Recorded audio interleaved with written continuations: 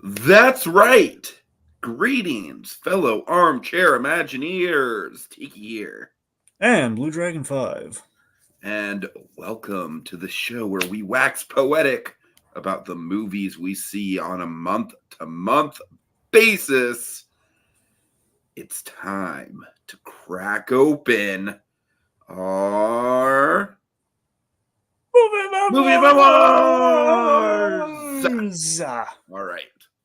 Okay, folks, very apologetic for the delay, but we are here now. Let's get right into it with the news. Very turbulent news cycle this month. So, Dragon, you start us off with the in memoriams, Sadly, a lot of people died in December. including one that was like right at the end, right?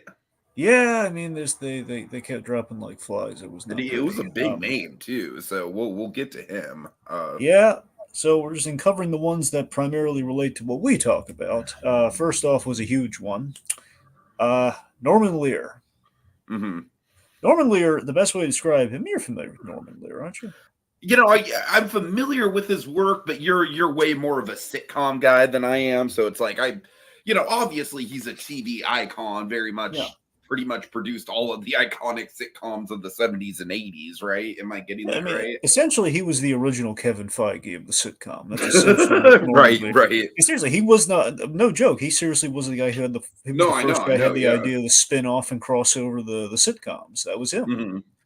See, Norman Lear, because he pioneered like the quality sitcom. Essentially, his man owned the quality '70s sitcoms and television. So Norman Lear, he was very ahead of his time. The stuff that we kind of dabble in now, he laid the groundwork for. He was all about he the theme of his work was being progressive and clever. And of course, you get All in the Family, you get Maude, you get The Jeffersons, you get Good Times. All of these shows, very very ahead of their times, very fun. I mean, he had hands in other things like Sanford and Son. I don't think it was 100%. He's kind of uncredited on Sanford and Son, but he was in the room, he was there. Um, Man led an exciting and a very long life. Do you know how old he was when he passed, Tiki? I haven't a clue. 101. Nice. That's the thing. Like I think he had kids in his 70s, if memory serves. He's yeah, he That's the thing. This guy, he got around. So that's what I'm saying. When he passed, it wasn't a man of like, oh, so young, but still, it was like he was, that. I guess in the back of our minds, we kind of knew at some point it would happen. But like Sure. going back like 5 years, we were still doing tributes, like the live performances of like All in the Family, like like the live filming of like them redoing the episodes of All in the Family and the Jeffersons. Like Woody Harrelson playing Archie Bunker and Jamie Foxx playing Sherman Hemsley, playing George Jefferson. So we've been still tributing the man's work. We don't get all the iconic sitcoms that we have. Like, we don't get Everybody Loves. Well, we can't finish the name of that show, but we don't get that Ray Romano show. I love how quick you were to jump to that specific example, Dragon. Well, seriously, I mean, Phil Rosenthal, he idolized Norman Lear, so Sure, yeah. we just don't get it without that man. Uh-huh. All right. Obviously a titan of the television landscape. Yeah, he will be missed. Indeed. Absolutely. So Norman Lear's one of the all time great. Like the man, we don't have Archie Bunker without this man. We don't have like, honestly, to many degrees, we don't have the parodies and the references to All in the Family. We don't get really Family Guy without him. Oh God. Like back in its golden years without Norman Lear to some degree, because Peter Griffin is very much an Archie Bunker to an extent. Sure. As is Stan Smith from American Dad. You don't get those without Norman Lear.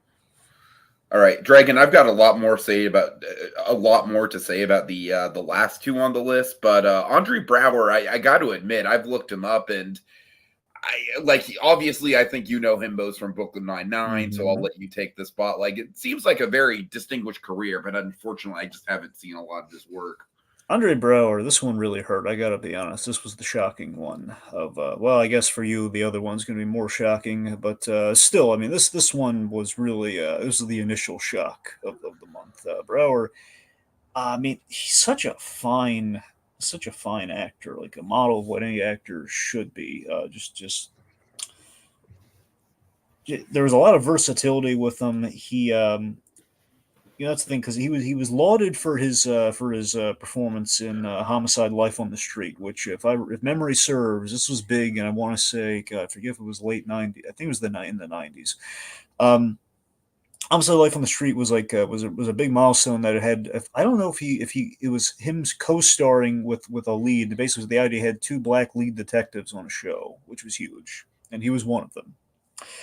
And this got him a lot of, I believe he won Emmys for this. This was huge. And then years later, he does Brooklyn Nine-Nine, which of course is a comedy, very diametrically opposite. He's playing the straight Basically, man. it's a parody of the other show to I some kind of, extent. I mean, I think him being cast in it is kind of a very much Well, a that's what I'm replica. saying. Yeah, Yeah, it's kind of like a meta jab. Yeah. yeah. So that's the thing. So Brooklyn Nine-Nine, Mike Shore's baby, very excellent show. I love Brooklyn Nine-Nine, and Captain Holt is the character he played, and Holt has he's very much the straight man of the show. But the idea is like over time, we get to play more comedy with him. When he gets to play comedy, it's phenomenal because he's so dedicated to this very straight laced, very kind of like unironic, character. And he's paired off with Andy Samberg, and of course the two of them have had the best chemistry in the whole show. But they had chemistry with everyone he was interacting with, because he could make again, like some of the greats from Freakazoid, he could make the most absurd lines funny with a straight delivery. I think one of the great examples, some people might go to, you're watching clips of him and everything. Well, for me, there was a scene in the Thanksgiving episode. They had a running gag where Jake Peralta hates Thanksgiving because that's like, he came from a family of divorce, so he always just hates it. So he and Captain Mm. Holt are paired together, and they had to go out on this call. And Jake says like something silly to him, as he often does, but Captain Holt, he takes it to heart, and he comes through a lot for Jake Peralta. So they have this, like, he gives him this ridiculous, stupid backstory for his undercover character, and like the family's arguing that they're about to arrest one of the sons, and he says, "My wife was murdered." Oh just God. just screams it, just by a man in a yellow sweater. just and it's hysterical. And again, just the point being, the ending of Brooklyn Nine-Nine had this beautifully acted scene that brought it all full circle. Just Brower was top tier talent, man. He also did a show with Ray Romano. We're not saying the show that he did, but he did a show with Ray Romano called Men of a Certain Age, which was an understated great role for him, where he's essentially playing a middle-aged black man in the friend group, and the guy who was just kind of like, I think it was a good trio with him, Scott Bakula, and Romano.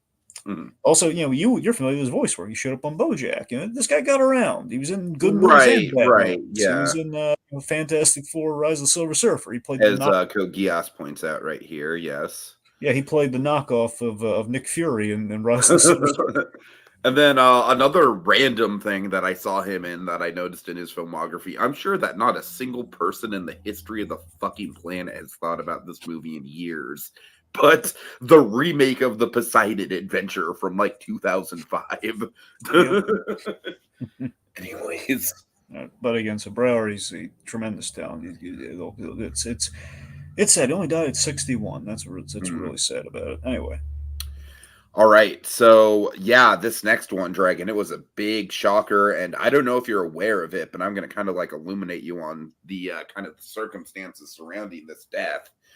Lee Sun-kyun, I hope I'm saying that right, most well known is the lead in Bong Joon-ho's Parasite, the Best Picture winning Bong Joon-ho's Parasite. Dragon, did you look into the cause of death? No, but wait, was he the father or the son? He was the father. Okay. So Dragon, apparently, and this is all kind of like not like official, but as you know, he is Korean government, very strict. Apparently he got busted with THC, and apparently his death, and again, this is all speculative, his death was essentially a suicide because he did not want to face the ramifications. But And it's like, it's crazy because it's like here in the States, it's like, it's basically legal in all 50 states. In a growing number of states, you can just go into a store and buy it. I'm pretty sure in all 50 states, it's at least medically legal. But here in the state, like in Korea, it's so bad that like people die rather than face the charges. So yeah, there was he did have a drug charge on him, and it was a suicide. So people are kind of putting the pieces together on that. And man, I got to tell you, if that's not like a wake up call for what's happening down there, I don't know what is, man. And I don't want to get too political with it, but that's just terrible, terrible thing to happen. I mean, I don't know his exact age, Dragon. I'll look it up. Do you have anything to say about it? I mean, not really. That's what I'm saying. Like, which so he was like the main father of basically the parasitic family. Then, Yes, yes. so I'm saying I can't tell you his pictures look very youthful on him. It did not really look like the father. Yeah, he was born in 1975, so that's what, like in his like not even 60. Like, well, no, not 60. I'm saying he 69. should be like late 40s or early 50s, right? Yeah. Yeah, I think I'm doing the math wrong. Yeah. I think late 40, like 49 Yeah. or 50. So yeah, man.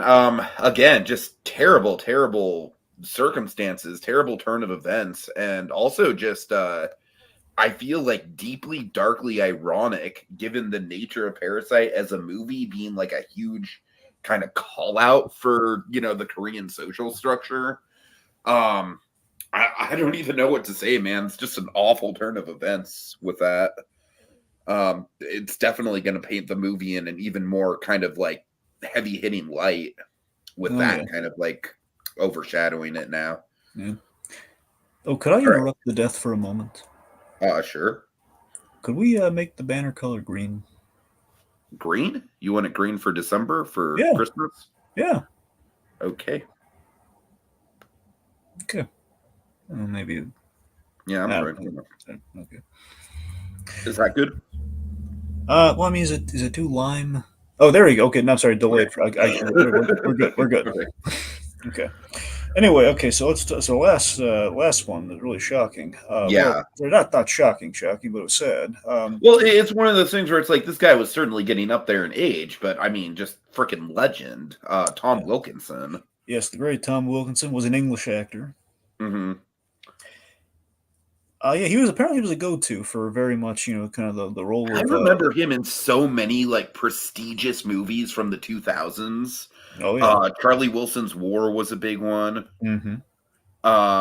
Let's see. In the Bedroom, which I don't know if many people remember. Of course, he was in the original Rush Hour as well. Yeah. Michael Clayton, Dragon. Michael Clayton is probably like, I don't know if you've ever seen that. That to me is probably like his best role that I've seen him in.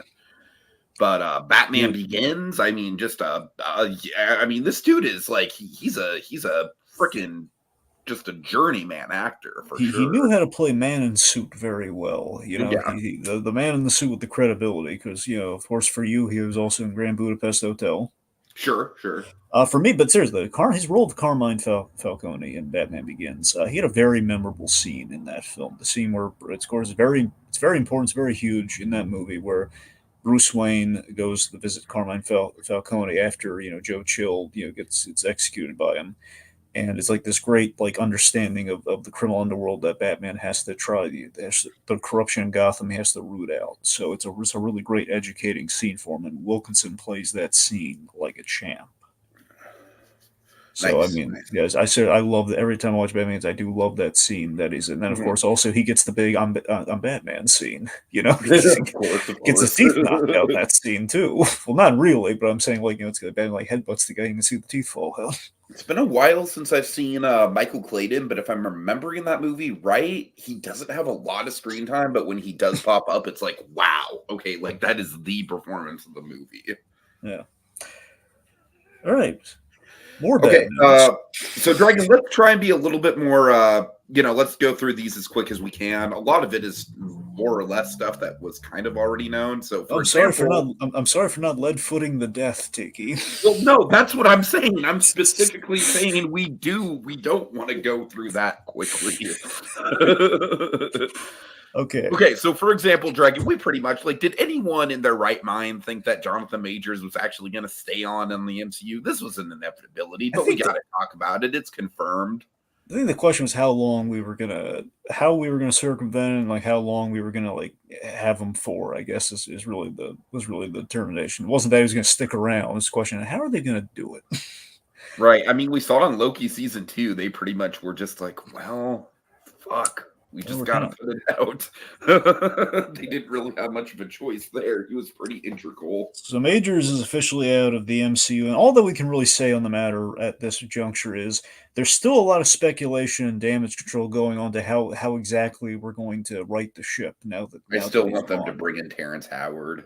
Of course, that'd be That's hilarious. never going to happen, but Never would it gonna be just happen. the ultimate meme? Only if Tim Miller did. It's only if Tim Miller directed the next Avengers movie will we possibly get that. Anyway, so the damage Just give me control is like one multiverse version of him where it's Terrence Howard just for a cameo. That's all I want. it's a two. I think there are only two things to kind of question here, and these are the two things we're kind of waiting to hear on. So right now, it sounds like they've been downplaying the name of the Avengers film before Secret Wars. Seemingly, they're going to change Kang's dynasty and try to either not so much market the Kang element, or we're just going to completely get Kang off the board. That's the question. Are we going to completely do away with Kang, or are we going to recast him? Mhm. Now, here's the thing. Had they not had that post-credit scene on Ant-Man, they would have been able to recast him no Oh muss, no man, fuss. They I would have know. saved themselves so much trouble. Look at all of them, folks, and they all have the same face. Yep, that's the problem. Like, they're all Jonathan Majors. Look at them. But to be fair, like, who's going to predict something like that? I mean, come on. I hear you. Personally, for me, I've never really thought that Kang was that interesting of a character. I really like. There's some interesting things you can do with him. I never really thought he had the potential to live up to Thanos. Honestly, Dragon, what I think you should do, what I think they should do, and I think you're going to be on board with this. I mean, they've got the fucking Fantastic Four villains right there, like in between. You know, between Doctor Doom and Galactus, I like that is more than enough for a solid, like, like whole phase worth of villain stories right there. I mean, Doctor Doom would make a fantastic, like, like Thanos level villain. I mean, really, they have two options. They have Doctor Doom and they have Galactus. Those are your two biggies. Right.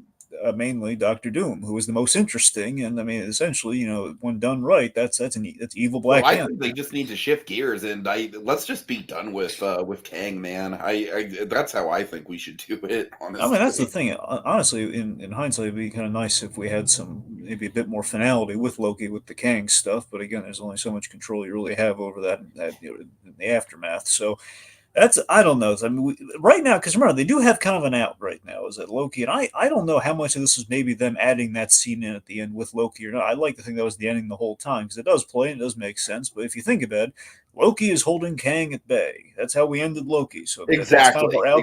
We never yeah. have to see Kang necessarily, so long as Loki is sitting where he's sitting. However, Loki ever gets up for Secret Wars. And then we're like, well, where is he? Code Geass points out they could just say that Kang changed his look. I'd say ultimately that's if they have Kang, that's what they're going to have to. That's the only option. My issue with that though, Dragon, is that no matter who they recast, they're still going to be. I feel like the character is tainted. I don't know. Honestly, Like I kind of feel like no matter what you do, there's still going to be that elephant in the room. Yeah.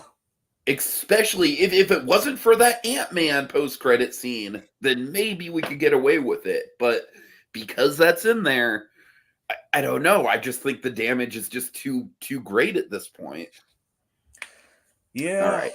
All right. So other casting news: Sean Gunn. He is playing Maxwell Lord in the James Gunn DCU, and some people have thoughts about this.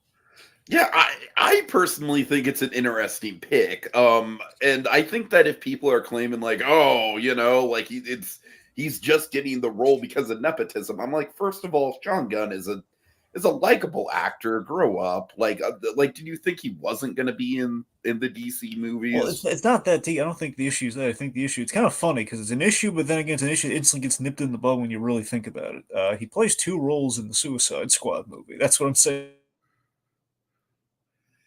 Yeah, but I mean, I don't know. I guess I hear where you're coming from, but In still, it's this yeah. No, in the same movie. I'm saying people are initially saying, "Wait a minute, you're saying that there was a lot of speculation if Gal Gadot was still going to play Wonder Woman or not." And basically, hey, if we already had Maxwell Lord in that movie, and you're casting another guy as that same Maxwell Lord, you can't have that. And then people are just kind of crazy right now with the speculative thing with the DCU right now. Until we need concrete answers first off, I think that's going to stop a lot of this. But But regardless, I think Sean Gunn is definitely like he's a much different flavor than a Pedro Pascal, and I'm all for a different flavor of actor in a role. I mean, look, he's going to be. Look, I have no compunction. He's going to be great in the role. I'm just saying that's in quotes the news around this Sean Gunn. People are just going to. Some people freaking out about other people. It's like, hey, Dragon, Sean honestly, Gunn. it's gotten to the point where literally anytime anything is announced about anything, the internet is just inevitably going to have negative things to say about it, honestly. Anyway, so we got an animated show announced. Yep. Do you want to tell them what it is, Tiki? Sure. Although I'm not that excited about it. It is Eyes of Wakanda. Yes, the Eyes of Wakanda. Big thing. Honestly, the only real thing to note here is Mark Bernardin. He is writing on this. That is a good thing to know for sure. That's what I'm looking forward to, honestly, with Well, him. Dragon, we'll get to What If. I wasn't crazy about What If season Yeah, but two. this isn't What If though. Yeah, I know, but I'm just saying Marvel animation now has me a little bit Well, hesitant. Tiki, remember this, okay? What If was like the only animated project we've really had going on so far, admittedly, but this year is the one they've been hyping up. Like this year, we're starting to get like two of the big Marvel animated things. So if it does it, this year Is is going to it be the being determining. done by the same animation studio? Do you know Well, that? it's not supposed to be. Like Okay, in that's theory, these good are. because frankly, I think like Well, oh, I what don't if want that's a to go too style hard of into What If What If. though? This But presumably is. We'll no, get it's there. not a style. It's just being lazy. It's just like whatever. Again, my I'll get more point into it. is, I'm saying we have like That's the two. point. Is that What If has no style? It's just generic. What if the What if the movie characters were had a cell shaded filter on them? That's what the style of What If is. Okay, the point is, for the Spider-Man and the X-Men show, these are two very different styles. They're so, at least one of them very faithful to the original art style. The other one, but it's kind of based on like the posters and everything. It looks like it's going to be very much like a 2D show. So the point being, these could be interesting outside of what we've done with What If. So who knows? This year's going to be the really forming an opinion on can they handle animation. Uh huh. Okay, All right. so Gogia says a Wakanda show. Oh no, haven't we had enough mid MCU shows? And yeah, I'm kind of there with you. That's kind of where. But again, Mark Bernardin, that's the only reason I'm really excited he for is it. a Frankly, solid voice for that character for sure. So, all right. Next up, we've got Curb Your Enthusiasm is ending at season 12. Dragon, I still think we should do a recap on this. I mean, probably, yeah. I think we should. I think we should do weekly recaps. Yeah. Yeah, I'm excited about this, but I also like, the last season wasn't the best season, so I really do hope that they go out with a bang. I mean, I would like to think so. I mean, I rather liked last season, but it was no season. It was no season 10. Season 10 had the whole Season Mocha 10 Joe was thing. amazing. We had Mocha Joe. God. Anyway, yeah. I mean, I gotta. It's a little bittersweet to some degree for me because my grandfather and I he was obsessed with Curb Your Enthusiasm. He loved it. uh, So I mean, he and I were very eager to see the last like season 12, and they kept delaying. So it's gonna be a little bittersweet to kind of closing the loop on that. But still, I'm glad we're gonna get like some closure on Curb Your Enthusiasm. With Larry David finally because there's always a bit of a fear too of like Larry David being able to finish Curb at this Sure, point. sure, sure. So thank goodness, we're gonna see that. It's always good to see that. Presumably, we're Although, going to what get to kind of that. like, it's not like Curb Your Enthusiasm has like, like long running epic plot lines or anything. No, just season long plot lines. So I mean, you have to wonder like what the heck it's going to be this season if it's going to be the last one. Here's the thing I got to mention to you. They contemplate killing him off last season. Did they? Remember the end? You remember how last season ended, don't you? Yes, I do remember how last season ended. Yeah. That's the thing. It kind of ends on a bit of a cliffhanger. So there Uh-huh. was the thing of like, well, I mean, we could just, it's a thing. So I wonder if we're going to pick up right where that left off or not. They've never really have done that before. I It's kind the of last hope season. not, just because it's like if it is the last season, I want them to be as strong as possible, and I don't think the way to do that is to like directly tie it into a kind of mid-season. Yeah, they've never done that before, so I don't think it's going to happen. I'm just saying, in theory, the idea of a near-death experience changing Larry David potentially, So Mm. but the only carryover we've ever had with Curb is that okay, so he has the black family living with him. That's essentially the most carryover that we've had, like from 6 to 7. True, yeah. Yeah. Okay. Oh, okay. Next up, all right. Good Omens, Dragon. You can just take this. I don't. It's season 1 was just too Neil Gaiman for me. I'm sorry. It Well, was again, just see, too much Neil Gaiman. I still recommend season 2 to you because they trimmed I it out know to be you do. more. I'll get around to it eventually. Okay, the point being, a lot of people are wondering because again, 2 ends on a bit of a cliffhanger, and there's a lot of like Neil Gaiman promised, like, look, guys, even if we don't get the show, I'm going to make it into a comic. We're gonna tell this story. So hey, we're doing it. We're actually going to be able to do it and end it out right. So very exciting, very good. Of course, Michael Sheen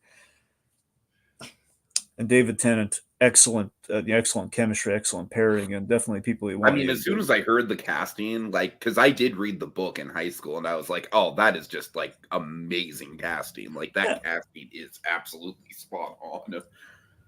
So looking forward to that. There is I'll admit there is a fear in the third season of kind of going back to season 1 on like the big overarching plot, but then again, they've surprised me before Yeah, with season 2. that's the reason why I think I might like season 2 better, is that I just wasn't a fan of the like, the Antichrist stuff in season 1. I thought they went a bit too big for their britches with it. That's the thing. The only problem with Good Omens is based on that book. It's like a one season story. It's Right, really you can only right. tell Yeah. like the end all be all story, and then you're coming back for more, and it's fun being with them. But admittedly, the only issue with the more seasons that we get of this, he's like, well, we're not really going to beat like the Antichrist and the end times. The apocalypse. We're not really going to. We're not really on the top that, and I think that's the one flaw in the writing right now. Is like they know they're not going to be able to top that, Uh-huh. but they're having fun with it though. Anyway, so All right. victory. So really quick, let's talk some trailers. Kung Fu Panda 4. I'm into it. I just wish Aquafina wasn't in it. Yeah, animation looks good. This DreamWorks plan right now seems to be redeeming. Kind of.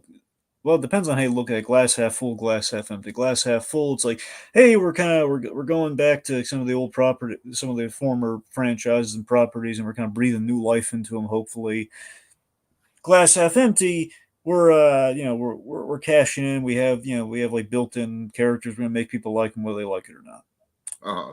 So, I mean, Puss in Boots worked wonders on, obviously. So that clearly some viability there, and oddly, Shrek, has had kind of a huge resurgence since that franchise ended, but in an unconventional way, which is kind of where there's a bridge built to Shrek and Shrek-related things like Puss in Boots. Now, Kung Fu Panda, the popularity never really went away. Only issue is that Kung Fu Panda is a very solid ending at 3 movies. And look, fine. Admittedly, it doesn't surpass what we did in Kung Fu Panda 2, but still was a solid movie. It's kind of like Star Wars rules, originally, with Return of the Jedi, we have a To be solid fair, I ending. don't think How to Train Your Dragon 3 was better than How to Train Your Dragon 2 either. But, Well, sure. still a very solid trilogy. But you see what I mean? Though? It's like we have like solid endpoints with these movies, and we're coming back for more. And the only it looks good. The only issue I only have 2 worries about. One, lack of the 5 in the trailer. It sounds like they're coming back, but it really feels like, hey, let's pivot away from the 5 and let's combine all 5 into Aquafina. Yep, pretty much. Which That's I don't. exactly what it feels like. I've said some really nice things about Aquafina lately, so I'm not going to poo-poo Aquafina on principle, like I think formerly we might have. But still just feels like, like I don't want to trade like the 5 for Aquafina. That's a downgrade, man. I don't want to do that. Although, so it seems like we might be milking Tai Long, and that's I don't think that's a good idea. Yeah, a little bit, a little bit. I hear you on It's like, both hey, counts. remember who was a pot? We like those Kung Fu Panda. We'll just bring him back with a shapeshifter. Like, oh, come on, Yeah, guys. we'll see.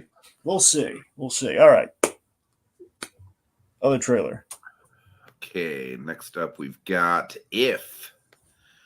The Imaginary Friends. So this is interesting to me almost exclusively because uh of the director, John Krasinski, because he did, of course, A Quiet Place 1 and 2. Now he's getting into something that's, obviously more family friendly, but it still looks like it's got a little bit of an edge to it. Like it's got a little bit of a I don't know, it's got a really interesting tone for me. So I'm looking forward to it based on that. I think this could very easily be the type of movie that kind of like crashes and burns under the weight of its own ambition. Like, for example, Dragon, I kind of get a little bit of a Happy Time Murders vibe. Like, if this does not turn out well, then it's going to be kind of like that. Hmm. I don't know if that makes sense. So it's kind of just like, like a good premise that just gets wasted. So we'll see. Yeah, I mean, I can definitely see some parallels to Foster's Home for Imaginary Friends for sure in this, and they're going to have to combat that.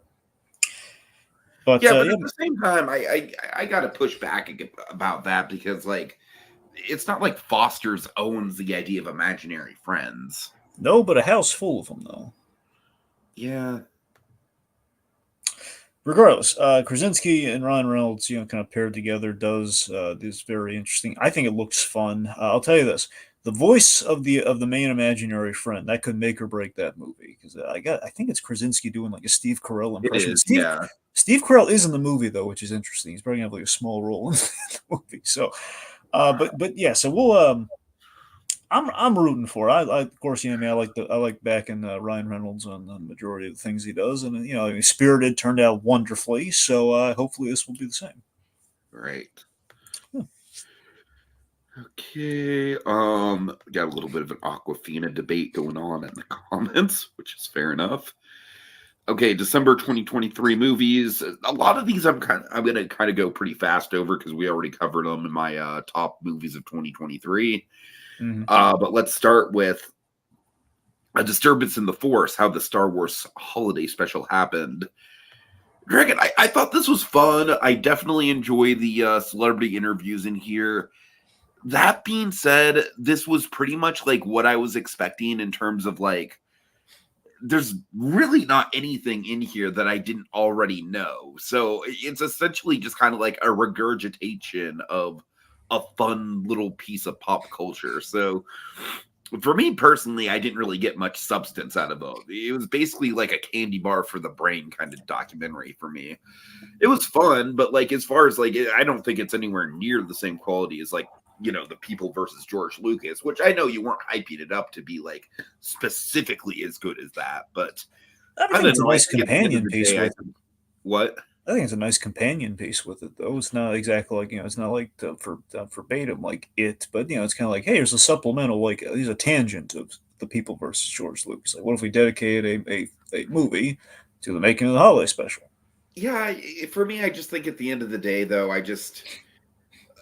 I mean, there is some. I think the most interesting part of this is just the argument that they make that, like, you know what? Like, yeah, the holiday special is corny, but look how much worse some of the other TV variety shows of its day were. That's a solid argument. Like, that's a solid piece of, journalism where it's like, oh, no, like, yeah, actually, we were kind of lucky to get something as interesting as we got. And I did enjoy some of the the super obscure like Star Wars variety show stuff. Like that I thought was the most interesting part of the movie. Donny Osmond. Oh my god. But to me just the stuff about the actual holiday special, just like I said, by and large, not really anything I didn't already know. It's fun enough, but like I don't know. I mean, look, I think it's fun. For me though, it's just that I just love the vibe of this thing where it's like, what if the creator abandons ship? He brings an idea to the table and then he completely abandons ship, so it has a bit of that anatomy of a failure thing, but with kind of like it's again, it's not going for like a hugely dramatic thing, obviously, but I just do like the idea of like how does it end up like this? Well, here's how. George Lucas, basically on a dare, pretty much. He makes like I'm gonna make Star Wars super successful. I'm gonna put it on all the TVs, including a holiday special, and then it backfires on him completely. And it's the man just it's basically we're looking at like George Lucas's unloved love child with the holiday special here. It's just like I don't want anything to do with you. Go away. You're not welcome here around the holidays. It's just like that's essentially what he's. That's essentially what this is. You know nothing, Jon Snow. Again, it's just like you're the child I like least of all. You and Howard. It's come back here and I'll hit you with a hammer. He doesn't want anything to do with this, and it's just it's kind of a fun analysis of that. Really, this movie. All right, next up, Wonka. You didn't get around to this, right? No, unfortunately, if it was streaming, I would have given it a shot, but because the Paddington director. We're watching on streaming. I like this. I think there's certain elements of it that I really like. So, for example, there's I really like a lot of the side characters in this, and they feel very, very much in the spirit of Roald Dahl. Let's see. I mean, there's just a lot of them. Keegan Michael Key has a cop character that has a really fun running gag throughout the movie. But unfortunately, I think the problem in this movie kind of comes down to Wonka himself, because Dragon, they basically do that thing where like the dynamic character that the whole movie is based on is like the least interesting part of the movie. Like, I don't want to say that Chalamet's bad, but like the movie just kind of happens around him. Like, essentially, they take Wonka, and essentially his character trait is, to quote Jenny Nicholson, he's nice, and that's it. Like it really is. It's like Wonka's a good-hearted person who wants to help other people, and that's literally his only character trait. And he likes chocolate. Although I will say, Dragon, there is one moment that does involve the Sally Hawkins character that pretty much everyone's talking about. Like, yeah, it's the big tearjerker moment. I do love me some. I gotta admit, the main reason I'm in for this movie is Sally Hawkins. So Dragon, she's not in a lot of it, but she's very good in the little screen time she does have, for sure. So basically, I'm the main reason I'm in this movie is like you got Paddington directing, you got Sally Hawkins. Like, okay, so far the Paddington director thing, that's definitely something to get more excited about, because it very much feels like a Paddington movie as far as like, yeah, it's just nice and whimsical and kind of old fashioned.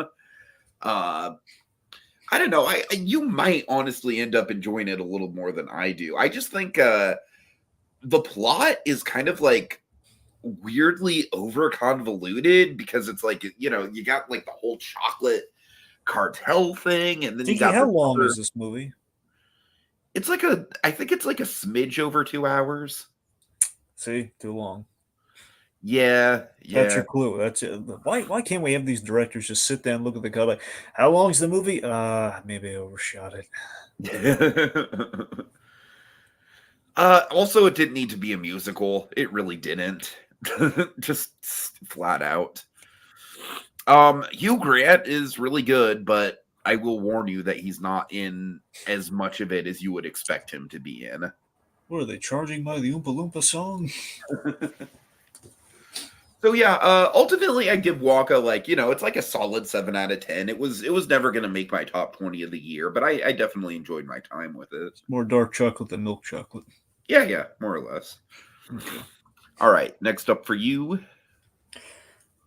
Aquaman and the Lost Kingdom.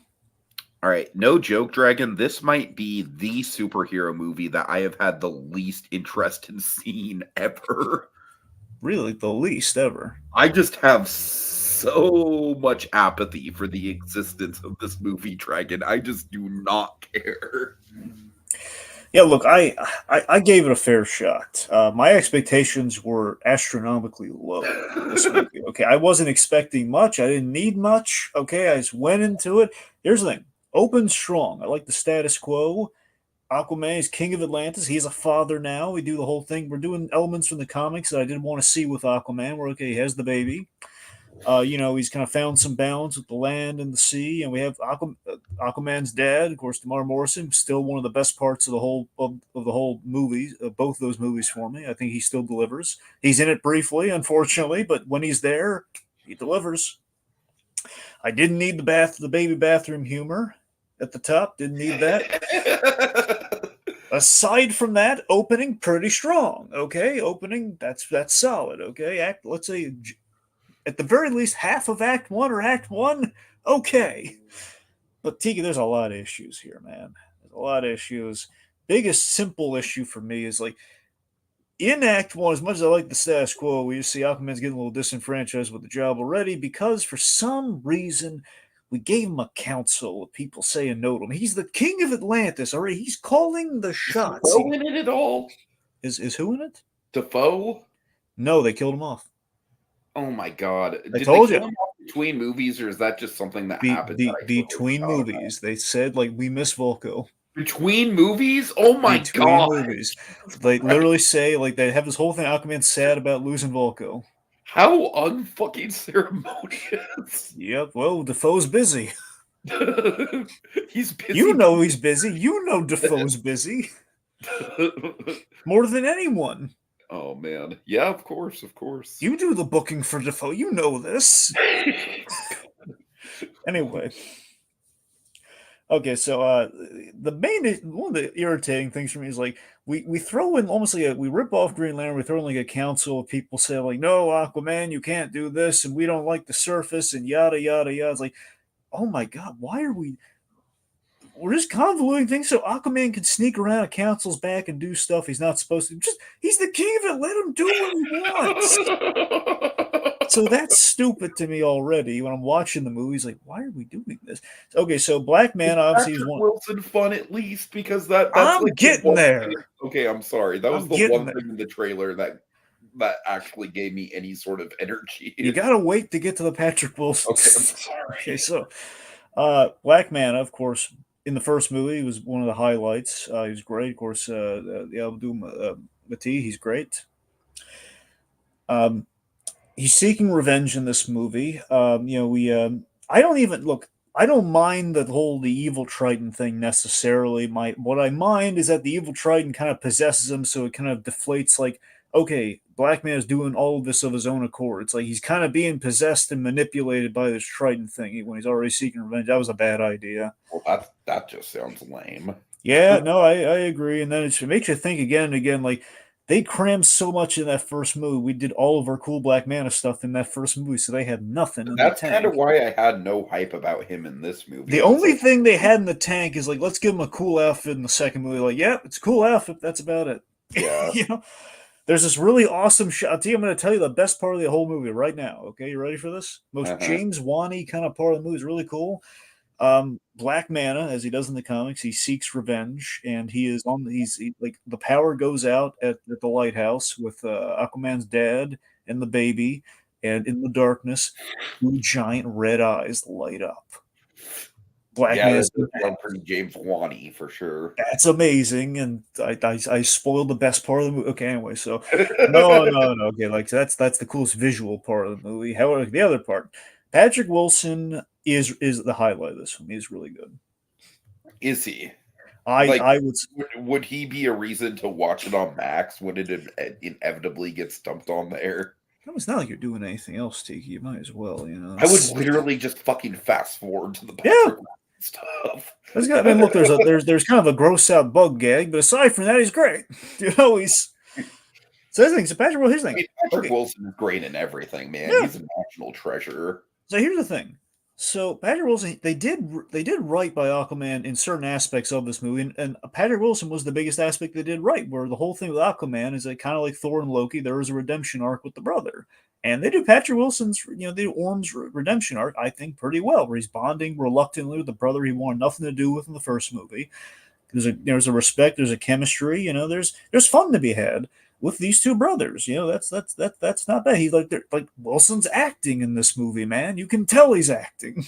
Right, right. Not that he doesn't act. I'm just I saying don't, it. I Like don't think he's capable of phoning it in, honestly. that's the thing. You can tell During all the bad horror movies, he's still kicked ass in. like you respect the man. Wilson's really bringing it here. He is playing Orm the way you want Orm to be playing. You want that story to go down. Admittedly, we cut Mira to ribbons for obvious reasons, but that's So yeah, it's shot.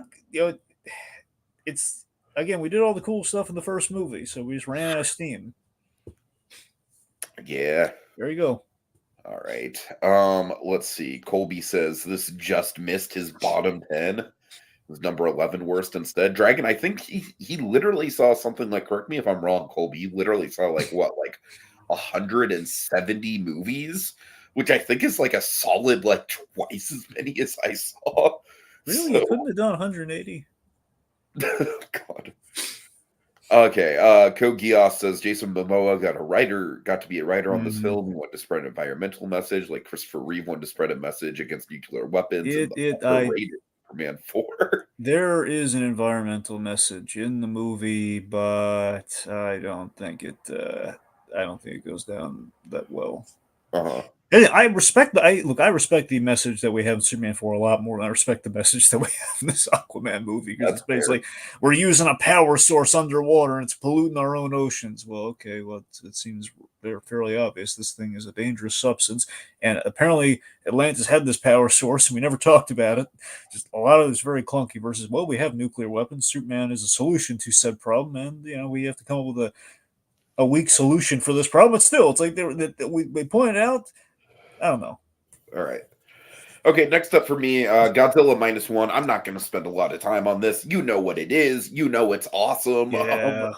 I wanted to see it. I know you did. I mean, just seriously, guys, like $15 million, and the effects in this movie look so much fucking better than literally any other movie. That's my favorite part of everything everyone's saying about this movie, by the way. Only made on $15 million. Dragon, it's insane. Like, and obviously there's not going to be as many effect shots as there are in something where it's like the whole point of the movie is just like vomit CGI everywhere like Ant-Man or something. But man, when you see Godzilla, he looks incredible. And when you don't see Godzilla, you've got incredible character work. So, yeah, this is amazing. Can't wait to hear your thoughts on it. Yep. All right, number 4 of the year for me. Okay, next up. Chicken Run, Dawn of the Nugget. Yeah, this will inevitably be a catch-up for me. It was just a busy movie month for new releases, but I'll get around to this soon. To keep it simple, you have the usual top tier animation from Aardman. It's kind of their standard. It's an update on Chicken Run.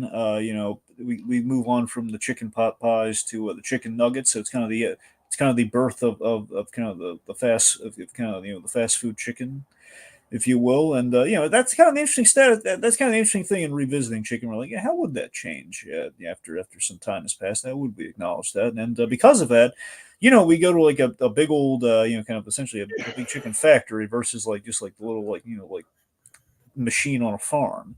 So I mean, it's interesting seeing fucking pie machine though. That I know is seriously one of the best set pieces. So that's the thing. That's the challenge. Is that this movie? I think it's given me a lot, and I am enjoying it. And it's not a bad movie at all. The only issue is that every time watching, it's like, man, it just reminds you that sometimes less is more. Like it was one singular pie machine. It was huge in comparison to scale. Like I did like there's a really haunting moment here where essentially we control the chickens in kind of a chilling way that makes a lot of sense, and it does again it's indicative of kind of what we did in the first movie. There's a reality to what would the chickens' perspective be if we were in their perspective, on being slaughtered and turned into pies. And we kind of see, okay, well, if that were happening, it's again we're kind of obviously there were Holocaust allusions in Chicken Run. There were. Oh yeah. Oh, big time. So they were more direct there, and I'm saying they're still kind of here. They're kind of here. They're a lot more. They're kind of colored a little more brightly here, but they're still there. Zach Levy and Tandy Newton. They play Rocky and Ginger, and they're good. Again, there's still some ageism going on here, where we're kind of like, hey, don't bring the old people back. Let's youthen up a little bit. Again, I don't think the Mel Gibson thing was ageism. I know he's been in other stuff, but yeah. still. I'm just look. I get they're not eager to call up. No, I get it. Okay, but it's still the fact. That I think is kind of unforgivable. Honestly. It's just the fact of like guys, they are parents, right? You know what happens to parents? They get old. Right, So if anything, we could have maybe like somehow de-aged the voice just for the opening of the movie, and the rest of it, because that's the only time they need to be. It's right before the egg hatches. It's I don't know. Anyway, the point being it as what it may be, it still is. They're doing a really good job in the performance there, and it's a fine movie. Just more impressive in the animation than perhaps like in comparison. Yeah, the animation is definitely what I'm going to watch it for sure. That's what I'm saying. It's impressive. Okay. All right. Next up, we got The Boy and the Heron. Dragon. Honestly, this was probably out of anything in 2023. Like, I knew it was going to make my top 10, but genuinely, I had no idea where in the top 10 it was going to go. Ultimately, it landed number 6. I do love it, though. The only thing is, much like Asteroid City, I feel like this is kind of like, this is not entry-level Miyazaki. Like, you almost need to have, like, at least, like a knowledge of Miyazaki and his, and his ideas and his, like, tropes to really appreciate this thing.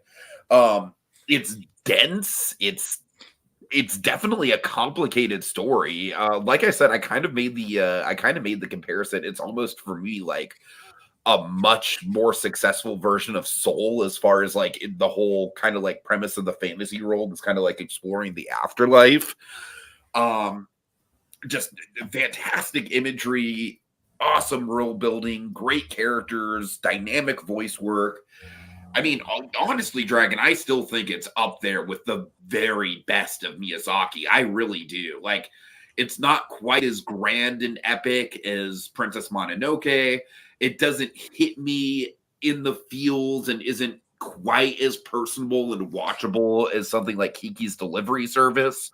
But God damn it might be number 3 for me as far as Miyazaki goes, man. It's that good. Like, it's up there.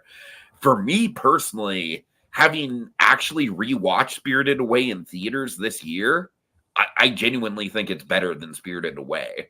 Spirited Away is great, but this is like, I feel like this takes a lot of the ideas of Spirited Away and just kind of like accelerates them even more. Like it's almost like kind of like an expansion on Spirited Away and what that movie was trying to do. So yeah, I mean, and also it's so fucking cool to go to the movie theater and see a new 2D hand-drawn animated movie, Dragon. You have no idea how great of a feeling that was. So yeah, definitely, obviously worth seeing. Fantastic. One of the best of the year for sure.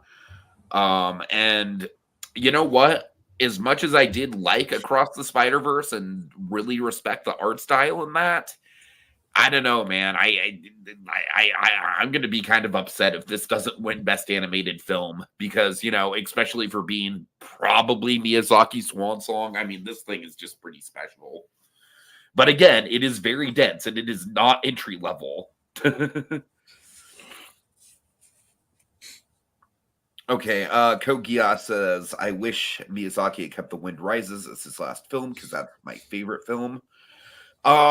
The Wind Rises is great. I don't like The Wind Rises as much. Did you see The Wind Rises? Yes, I have. Okay, I just want to make sure I'm not crazy. I thought you did. Yeah, I watched it for Memoirs not too long ago. That's what I thought. That's what I just want to make sure because he has a couple titles that are similar. The Wind Rises is really solid, but it's not one of my favorite Miyazaki movies. I can see why you would like it. But trust me, this feels like as much of a final note for his career as that did, if not more so. Like, this absolutely feels like it's like the culmination of everything he's been building towards. All right. Next up, Dragon. Merry Little Batman. I did not get around to seeing this, unfortunately. You fool! Sorry, busy month. Right. So, yes, I had my doubts. But whether I like the art style or not on this one, it's a very cute holiday special. I gotta respect the effort that went into it. It's interesting seeing Batman deal with fatherhood. That's the main sell of the thing for me. It's like Batman. Basically, what if Dark Knight Rises took and he had a kid? That's essentially what the premise of this thing is. You know, what if like okay, 8 years 8 years apiece. He has a son. Essentially, it's Damian Wayne, unlike we've ever seen him before, as a happy-go-lucky kid with a good childhood, raised by Batman and not raised by the League of Assassins. It would seem they're gonna do a series that's kind of based that's in the same universe as this. So I guess we're gonna answer all these remaining Talia questions, see how that works exactly. Uh-huh.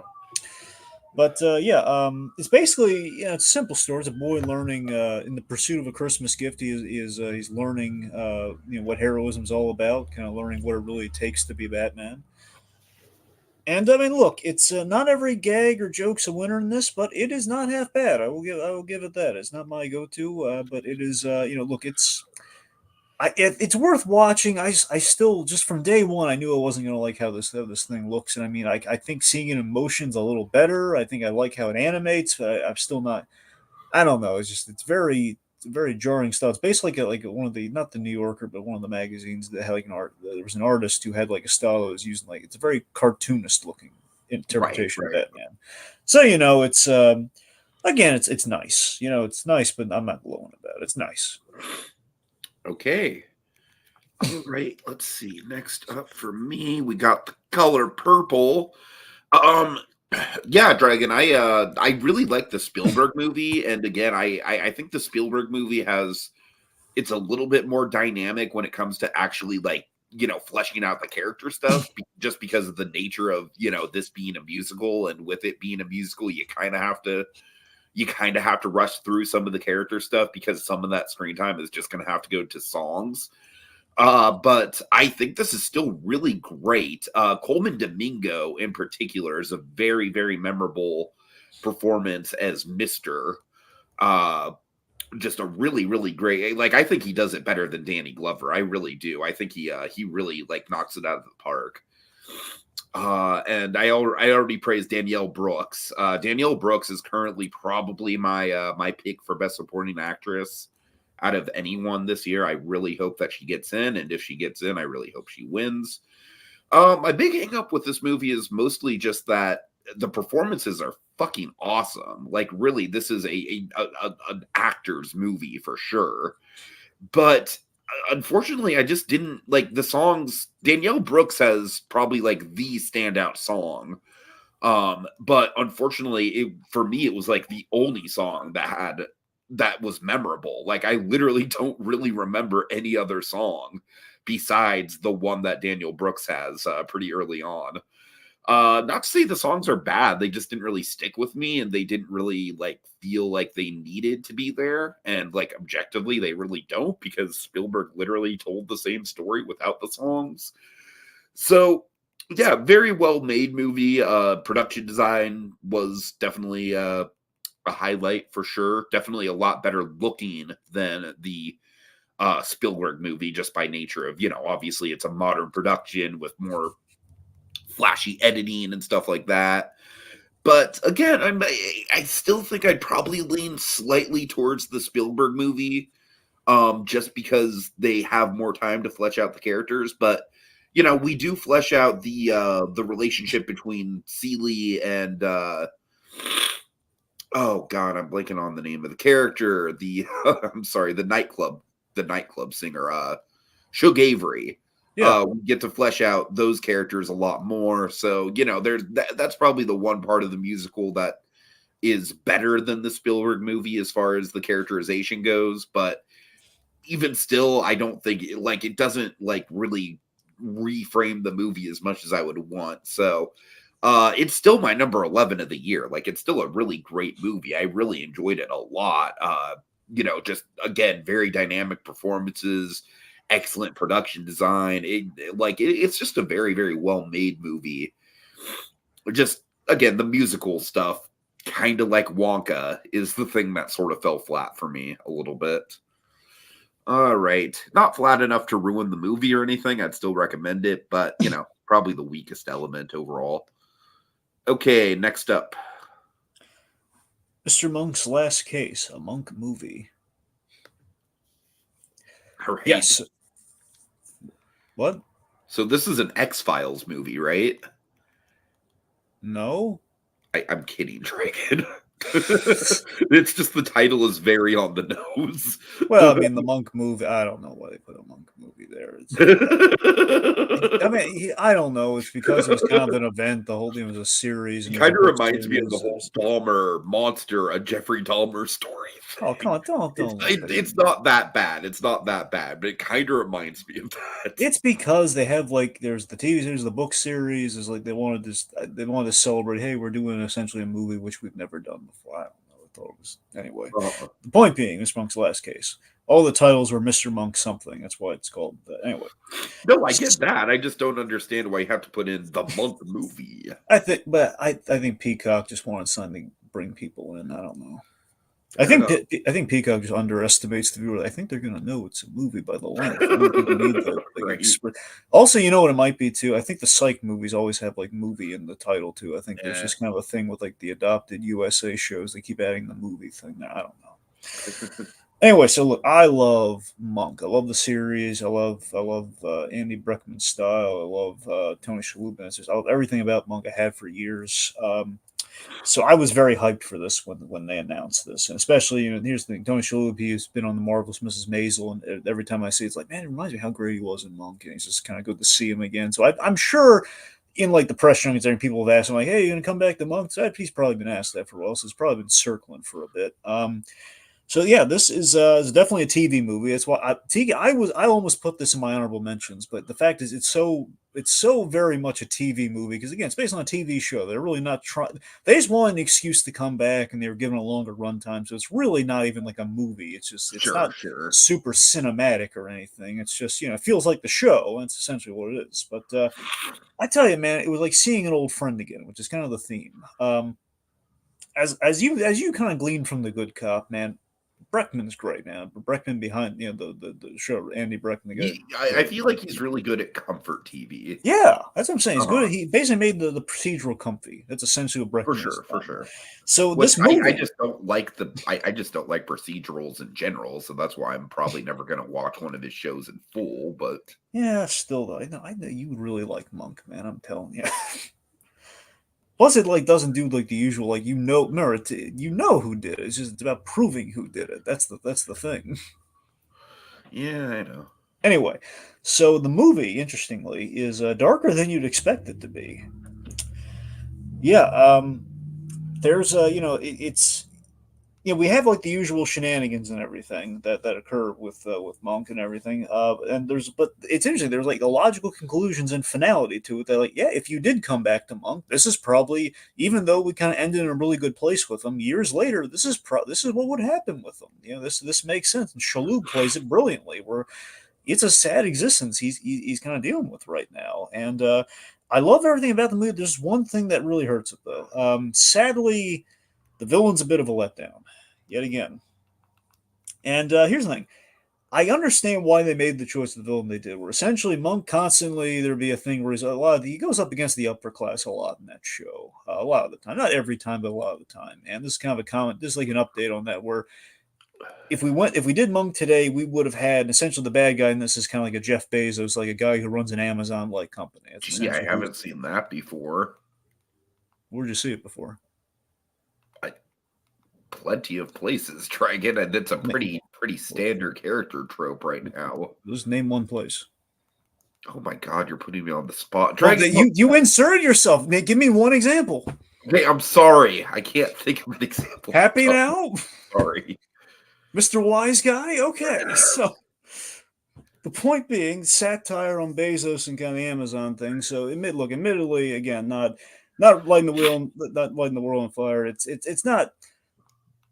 I get what they're going for. I don't think they should have gone that route with it because I think it was a very personal, murder that happens in the movie, and it just feels like we kind of wasted on kind of a no-name bad guy. So, it's a gripe. But there are little nods to the series throughout. I have this one annoying gripe where it's like they recreated the monk apartment perfectly except for one detail. And I only noticed this one detail because I love the show.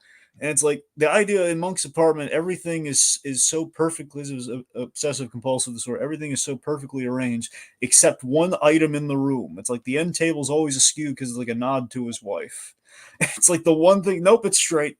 It's not crooked like it's supposed to be. Oh, It's like, and it was only they only did in like one episode. I get it, but it's like it was always it was a beautiful ending to this one episode, like a post credit scene almost, where it's like someone asked them, like, everything in this apartment is straight. Why is this table crooked? Because it's supposed to be crooked. Then you reveal, oh, that's why it's crooked. That's really nice. So I always remember that. It's like anyway. I'll tell you this though. Then we'll move on. Tiki, the ending is a really beautiful tearjerker, like a flawless ending that makes you like, oh man, I want Breckman back doing something. Even if it's a new, I just want him back doing more television, doing more shows like this. Come on, Breckman, come back. Whew, all right. Okay, Poor Things. Yeah, this is absolutely not your kind of movie, but it is a very weird Yorgos Lanthimos take on Frankenstein. I said pretty much everything I need to say about this in my top 20 of the year. It's my number 10. It's in my top 10 specifically because I think the performances, specifically Mark Ruffalo, is just a revelation in this movie. I mean, he is just funny as all hell in this movie. The performances are great. The production design is incredible. Like the world building is just immaculate in this movie. My big hang up with it after seeing it twice is just the fact that, the last 20 minutes, it feels like we go through this whole big to do with Mark Ruffalo. And then the last 20 minutes kind of completely shifts gears to this other thing. And it's like, okay, it's not that this other thing isn't interesting. It just kind of feels like the movie lost focus. It kind of loses steam after a while. And the ending is a solid ending, but it's certainly not an ending where it's like I'm gonna really like think about it. I don't know. So there's a few frustrating things about Poor Things, but overall a very memorable movie. It will probably get Emma Stone another Oscar. I would say she's at least the main front runner at this point for an Oscar. So yeah, that's about it. All right, Dragon, crack out the last three you got really quick. Yeah, okay. So the Family Plan I already talked about on the big ranking thing. Essentially, it's an Apple TV movie. Mark Wahlberg in kind of a nobody situation with the Bob Odenkirk movie Nobody. He's a man who was formerly an assassin, who became a family man. It's a comedy though. It's the difference. It's got great action. I love Mark Wahlberg doing comedy. Period. The family dynamic was refreshing. It's a road movie, so there's some fun to be had there. Problem: villain very uninspired. Just it's the weak sauce component of the film. It's not like That was again. a theme this year or something. That's what I'm saying. There's a lot of weak sauce villains, at least in the stuff that I saw. And it's like yet again, it's like why is who's coming after him? Like the big answer, who's coming after him? Not satisfying. Right. But the journey getting there, like any road trip, was fun. Okay. Timeless Heroes, Indiana Jones, and Harrison Ford. Disney Plus documentary about, you guessed it, Harrison Ford. Kind of through the Indiana Jones filter. This is obviously done as a way of kind of bolstering, the Dial of Destiny of it all. It's a well put together documentary. It's less. I was hoping a little bit more about Harrison Ford's like personal life and stuff, but again, it has a very direct focus. They were talking about him in relation to Indiana Jones, so they didn't really fall short of that. Uh, you know, I kind of wish we saw a little more of a Does parallel it in the talk man. about how like why he respects Indiana Jones as a character like so much in comparison to Han Solo at all? Well, that's the thing. They talk about what he really likes of Indiana Jones. That's the thing. Unfortunately, they don't really talk about like the preference over Yeah, Han because that's Solo. the big thing. It's like he hates doing Han Solo, but he loves Indiana Jones. That's like it's always been a weird dichotomy with So him. this is nice, obviously, because of who's back in this one. They're not really going to go after stuff like that, I guess. But it's I kind of wish there's more parallels because, like, for example, some stuff they didn't talk about, like the back injury that almost crippled, the very bad back injury he had on Temple of Doom. We don't talk about that. We What don't talk about about the Chris. dysentery dragon? Did they talk about the They do. They do talk about the dysentery, and it's great how they put that together really nicely. And him like apologizing to that to that poor guy.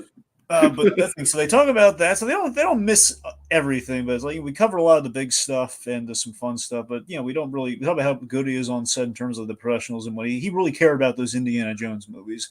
We do sidestep Crystal Skull, unfortunately. It's there, but not a lot. It's actually kind of a shame because I feel Yeah, like there's been kind of like a cultural I mean, people don't love Crystal Skull, but I feel like they appreciate it a little more in retrospect. that's the thing. Like they talk about it a little, but it really feels like, hey, we only have room for one old Indiana Jones focus here. Let's have it the new one. We're trying to get people to watch versus Crystal Skull, which no one wants to watch apparently. But now, after seeing that scene, they want to go back and watch it, which they didn't know when they were Crystal making Skull at this. least feels like a Spielberg movie, man. That's all I'm saying. It's Okay, got last. some good bits in it.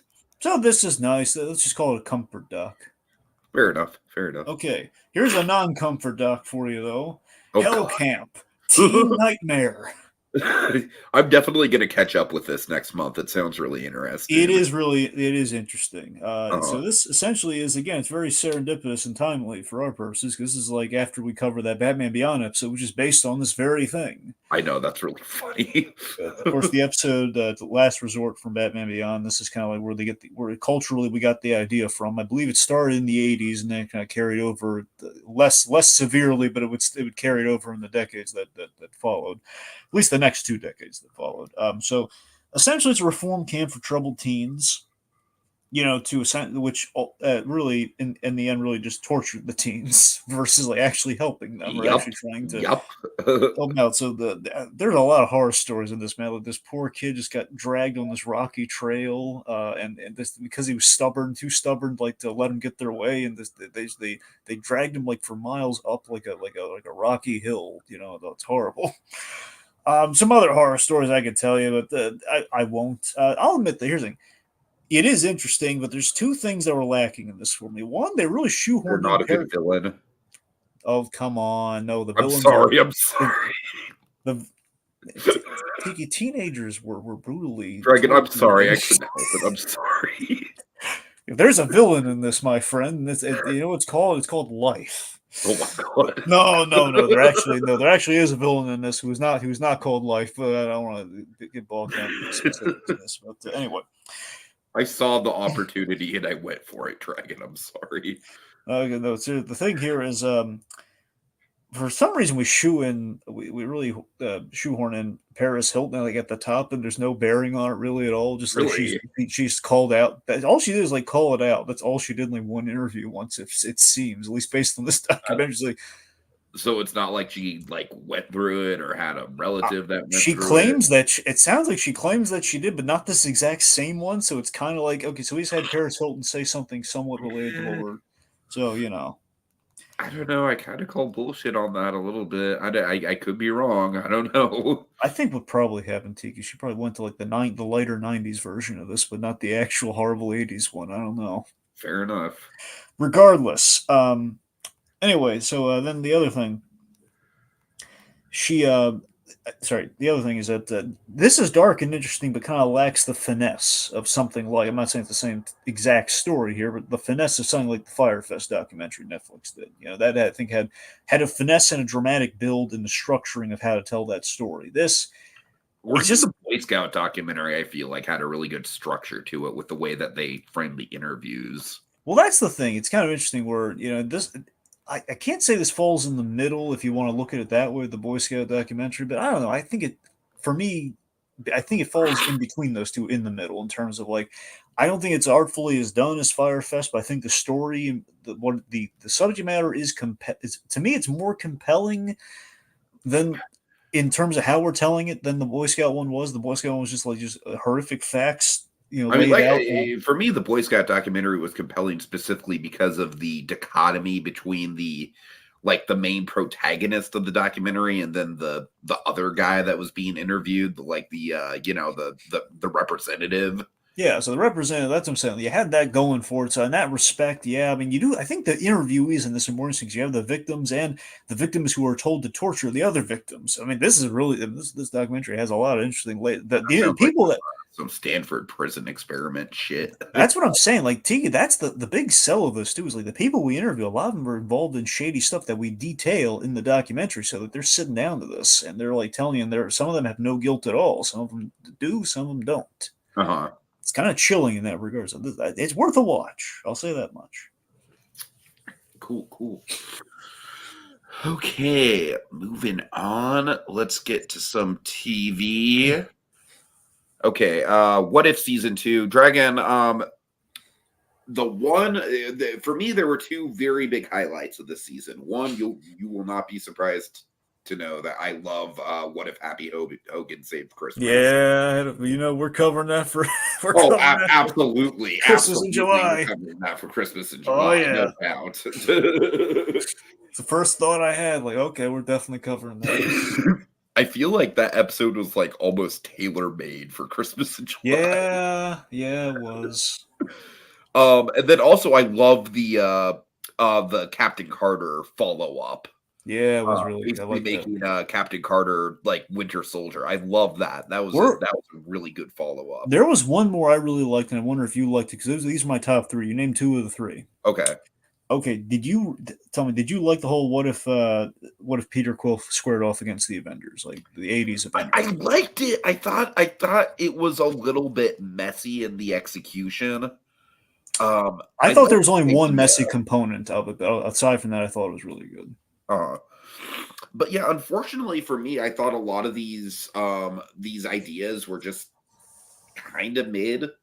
Like I don't really think the what if scenarios were that, like the whole like the Grandmaster one I thought was frankly really boring in spite of the fact that I love Goldblum.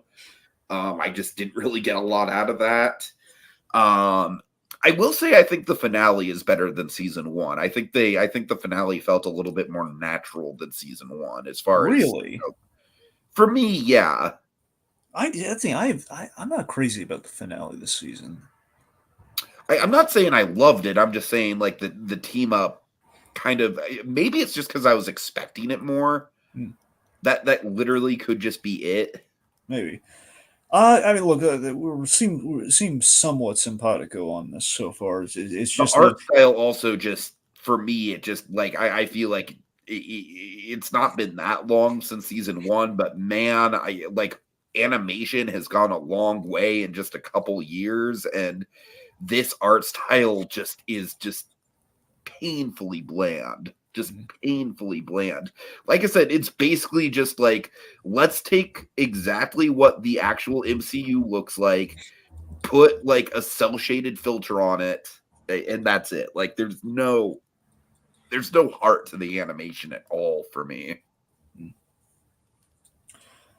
All right, yeah, I mean, look, for me, my hesitation is, I keep getting frustrated with how the MCU's been kind of tackling the multiverse in the sense of we keep applying conditions to it, and yet again, like here's the thing: this season feels a little more like they realized the folly in that in the first season, and they're still kind of stuck with it. Though it's like this one choice leads to the ripple effect. And it's like, well, no, there are other ripple effects, though. That's the thing. Like, we're not just this making season one was like, change. I felt like season 1, like they kind of had that, and then as the episodes went on, it kind of like went away a little bit.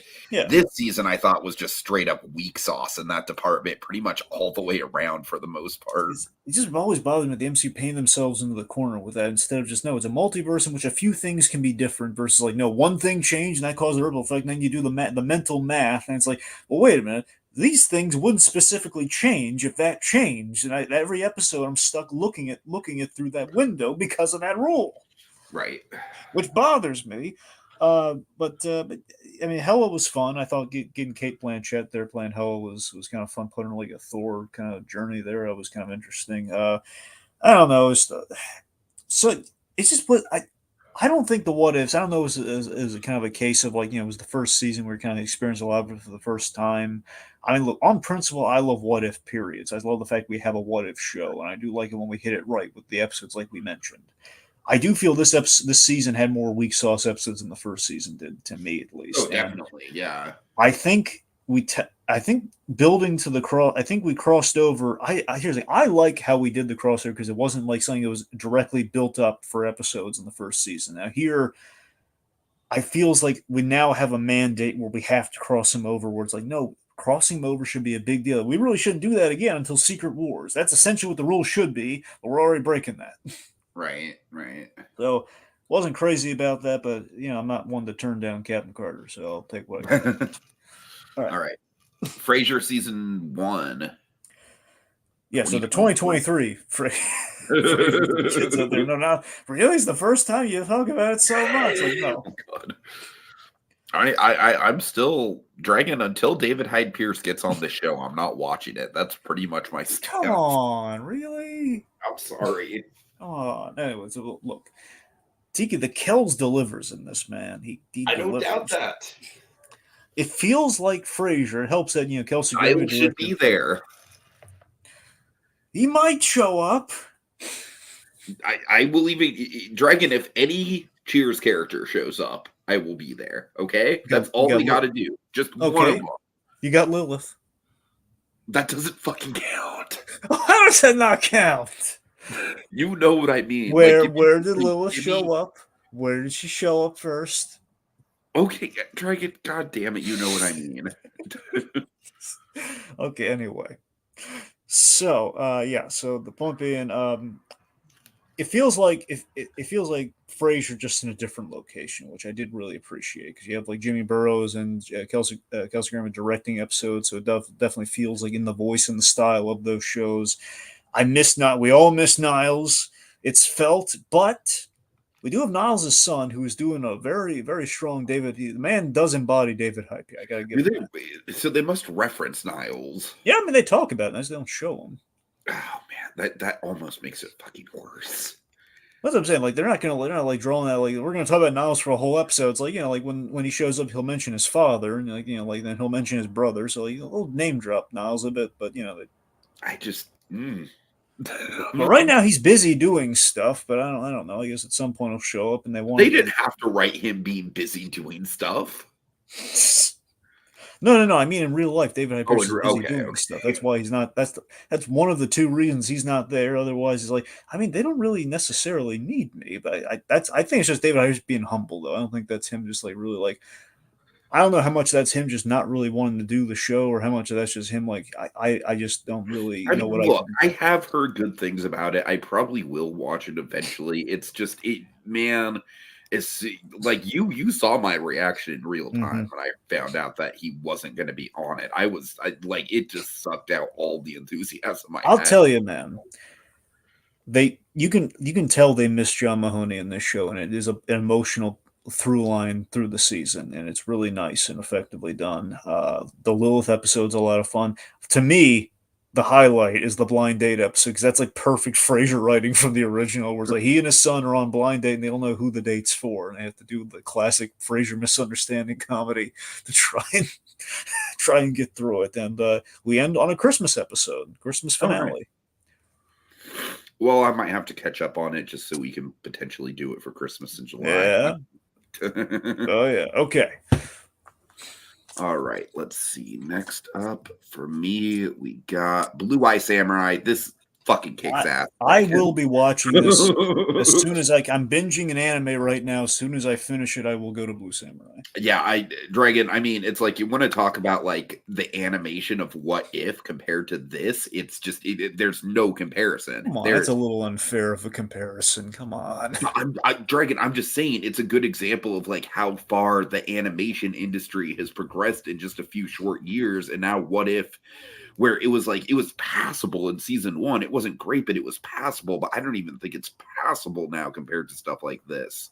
I mean, Blue Eye Samurai, the best part about it is definitely the animation, but the writing is still very much on point too. Like you still, like I will admit, I'm not that big into revenge stories, so I wasn't like following the story with bated breath or anything. But the characters are very well defined.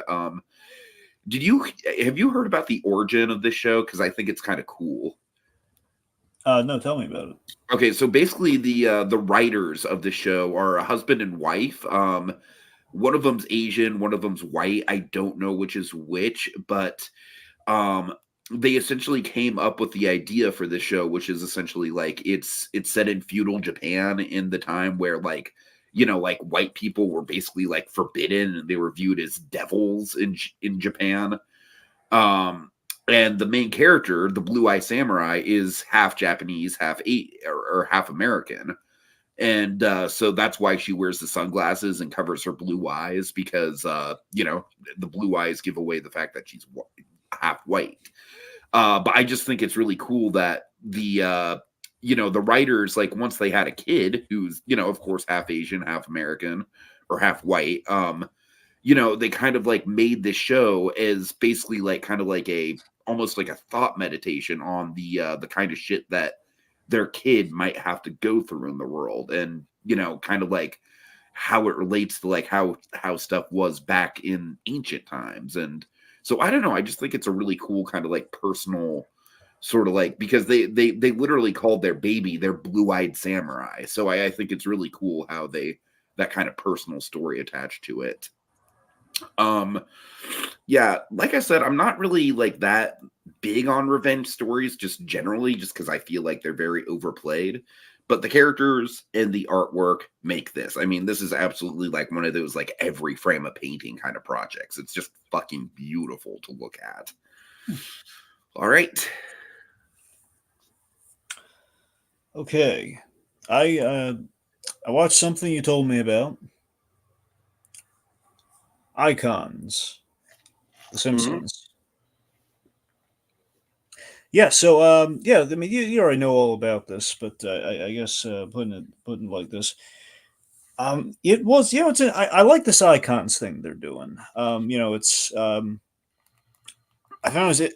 I don't know much about The Simpsons, so I did find it quite informative. Like the whole the classic Goosebump ears. Sure. You got the landmark episodes that really showcase the town. The I like the addressment. I like they were bold enough to address. Things have definitely changed. In the later years, and since Disney kind of got a hold of things, the whole I we honestly addressed. feel like the show's gotten slightly more creative since Disney got involved, honestly. Okay. I feel like that's kind of like a general sentiment with the fan base too. I like the episode where we kind of get into the whole we get into the whole Apu thing. It's kind of I like there's like dread attached to it. Like, oh, and then we have the guy ranting about Apu. Right, right. Yep. So that's the thing. You can kind of tell though they're playing scared a little bit of that guy. Like, okay, we don't want to say anything mean about him. We just want to like say, okay, we realized it was wrong and we apologized. Yeah. Um, yes, I gotta admit, I would love to see this. I would like to see like an honest assessment, kind of in the vein of this, and with kind of like we did towards the end with like a Family Guy, though. You got to be honest, just seeing seeing like, yeah, we used like if they got sent from, he wouldn't hold back. So yeah, ever since I left, it's kind of it's not my baby anymore. So Seth there's MacFarlane probably like outwardly hates Family Guy now. I mean, yeah, I mean, he's not really he's giving straight answers like it's just I'm not in the room anymore. It's not really my call. It's I'm surprised they haven't canceled this already. Like the thing, Right, he right, won't end the show, but like they're gonna have to cancel him. And sadly, well, now it's a sad fact. Back then, it was like an inspiring thing. They're never gonna cancel Family Guy because the fans won't allow it. But now it's like they're never gonna cancel Family Guy because the fans won't allow And it. what's weird is I feel like it's that way with like all the Fox shows, because even like Yeah. something like American Dad is getting a little long in the tooth Well, it's nowadays. on it's on a different network, but yeah. Oh, right, I forgot Well, they about that. no, I'm saying that you were right. Bob's T. I'm saying they Burgers, though. Like Bob's Burgers is great, but like, does it really need like 15 seasons? I don't know. yeah, no one knows how to end it anymore. All right, so I guess point being this, I'm open for more. Gilligan just needs to make an animation domination show, Dragon. That's what Vince Gilligan's new Oh, project needs to be. don't give him that idea. Oh, come No, on. but it'd be the best animation domination show ever, and it'd actually have an ending. Yeah, it would. It would. I am interested to see what this Ray Seahorn show is going to be, though. Oh yeah, the one he's doing. Yeah, Yeah, for sure. he's doing a light it's like light sci-fi. It's not like a heavy like it's not super futuristic, but it's gonna be kind of a light sci-fi show with Ray Seahorn. Uh-huh. All right, all right. What do you got? Okay, let's see. Next on my list, we got Bookie. Have you watched this? No, I saw like the little title card for it. Okay, What's this this? is right up your alley, Dragon. It really is like right up your frickin' alley. It is like it very much reminded me of the kind of like the comfort watch shows that you like so much. Yeah. Basically the idea is that let me look up this guy's name. It's Sebastian something. He's been in a number of things. He Wait, is kind it of Sebastian like Macuso or something? Like yeah, Sebastian? Maniscalco. Yeah, I think he's Italian. Is he Italian guy? Yes, yes, Yeah, yes. he's an Italian comedian. Yeah, I'm familiar with him. Yes. Okay, yeah. So he plays the titular Bookie. And Dragon, essentially the idea is that it's like he's struggling in his current profession because with gambling being legalized pretty much widespread, it's kind of like he's just struggling to stay relevant as a bookie.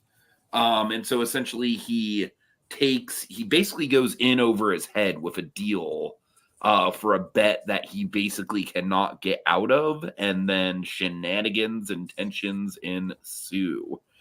But yeah, it's got a really solid cast. Specifically, Charlie Sheen plays himself in a reoccurring role, which is pretty delightful. And Jorge Garcia, are you familiar with Jorge Garcia at all? Not offhand.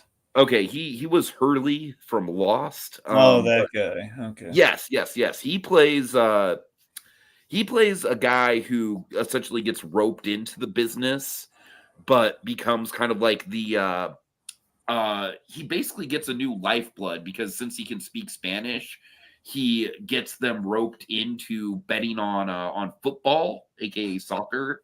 And so it's like, oh, holy shit, like this is like a whole new revenue stream for us now. So he plays a pretty vital part. He's really good. But the whole thing is just very casual. It's a very casual sort of watch. There is tension, there is drama. I think the relationship with his wife is really funny just because his wife at this point she is just so done with him and just more or less just kind of outwardly hates him. But he's still trying, god damn it, and he's got his kids too, and he wants to do well by him, but he kind of knows he's a piece of shit. So I think you'd really enjoy this, Dragon. It's a great kind of like slice of life for an unsavory character. I truly think it's right up your alley. Okay. All right. Next up. Icons, Star Wars. Okay, this I liked a lot better than the Hey Simpsons kids, one. you like Star Wars? Star Wars, nothing but Star Wars. My thing with this is that I kind of feel like I already know so much about Star Wars. Like, what more would this offer? Well, okay. Well, first off, here's the thing. I know that the Icon series is made by the guy who did the the toys that made us. It was. Now, Aha, I knew it. yeah. So here's the thing. This different in tone, and it doesn't do the usual thing that does. Like this actually has more of there's like a dramatic build versus like the usual, like we're not getting as jokey with it. I'm not saying there aren't like the occasional cuts, but when we do those cuts, they're not like done all the time or even in a comedic fashion. It's kind of like there's a tension that builds with this. Like George Lucas, pursuing, basically a man pursuing his, his dream. And there's like a real arc with Lucas. That's the main thing to watch this for. Is there's an arc with Lucas as we go from the first Star Wars to the prequels. That's the time span from this to Revenge of the Sith. And the big thing here's the interviews I think would really get you in for it. Marsha Lucas is interviewed, and she does not have all glowing things to say about George Lucas. Oh, interesting.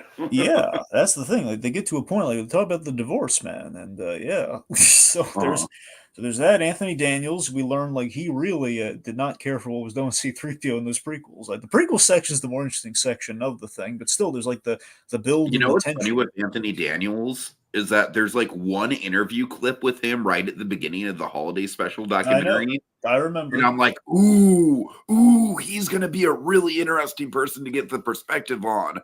But he never shows up again. I assume that was an archive clip. Yeah, but he is in this, and he is. It's quite fun. He's the honestly the best comedy that we do is like when we cut back Anthony Daniels like trying to find like the proper the Englishman kind of way to respond to some of like how he just like really Anthony doesn't Daniels like is what was just a done. weird, like kermuppety little man.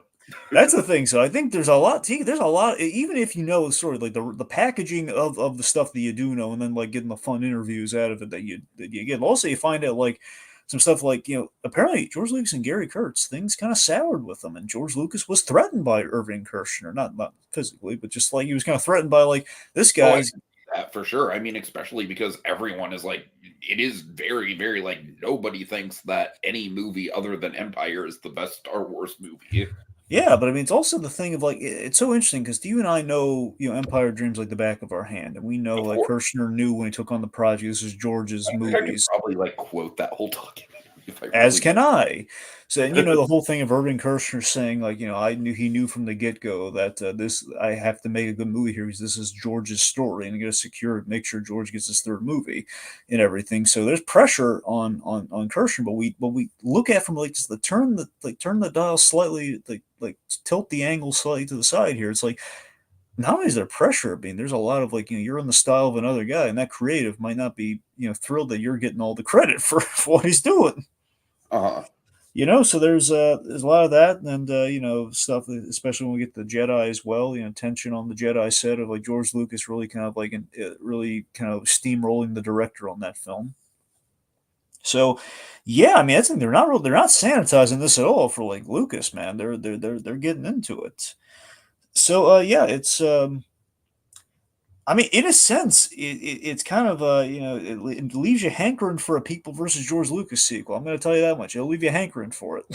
Well, I mean, it doesn't need to do that because I'm Yeah. already agreed for one, but I know, but you see what I mean? I don't know. I'm saying like to kind of maybe yeah, fill the need. I don't know. I felt this was very well done, even better than the Simpsons one. all right. Okay, let's see. Getting up there, we have Expose the Ghost Terrain Fire. I don't really have much to say about this dragon. I've heard about the subject matter, and I do find it like it's very much like one of those like morbidly fascinating pieces of theme park history. Like I think something like a dozen people died in this fire. It was basically a fire that happened at the essentially Australia's version of Coney Island, in a haunted house attraction.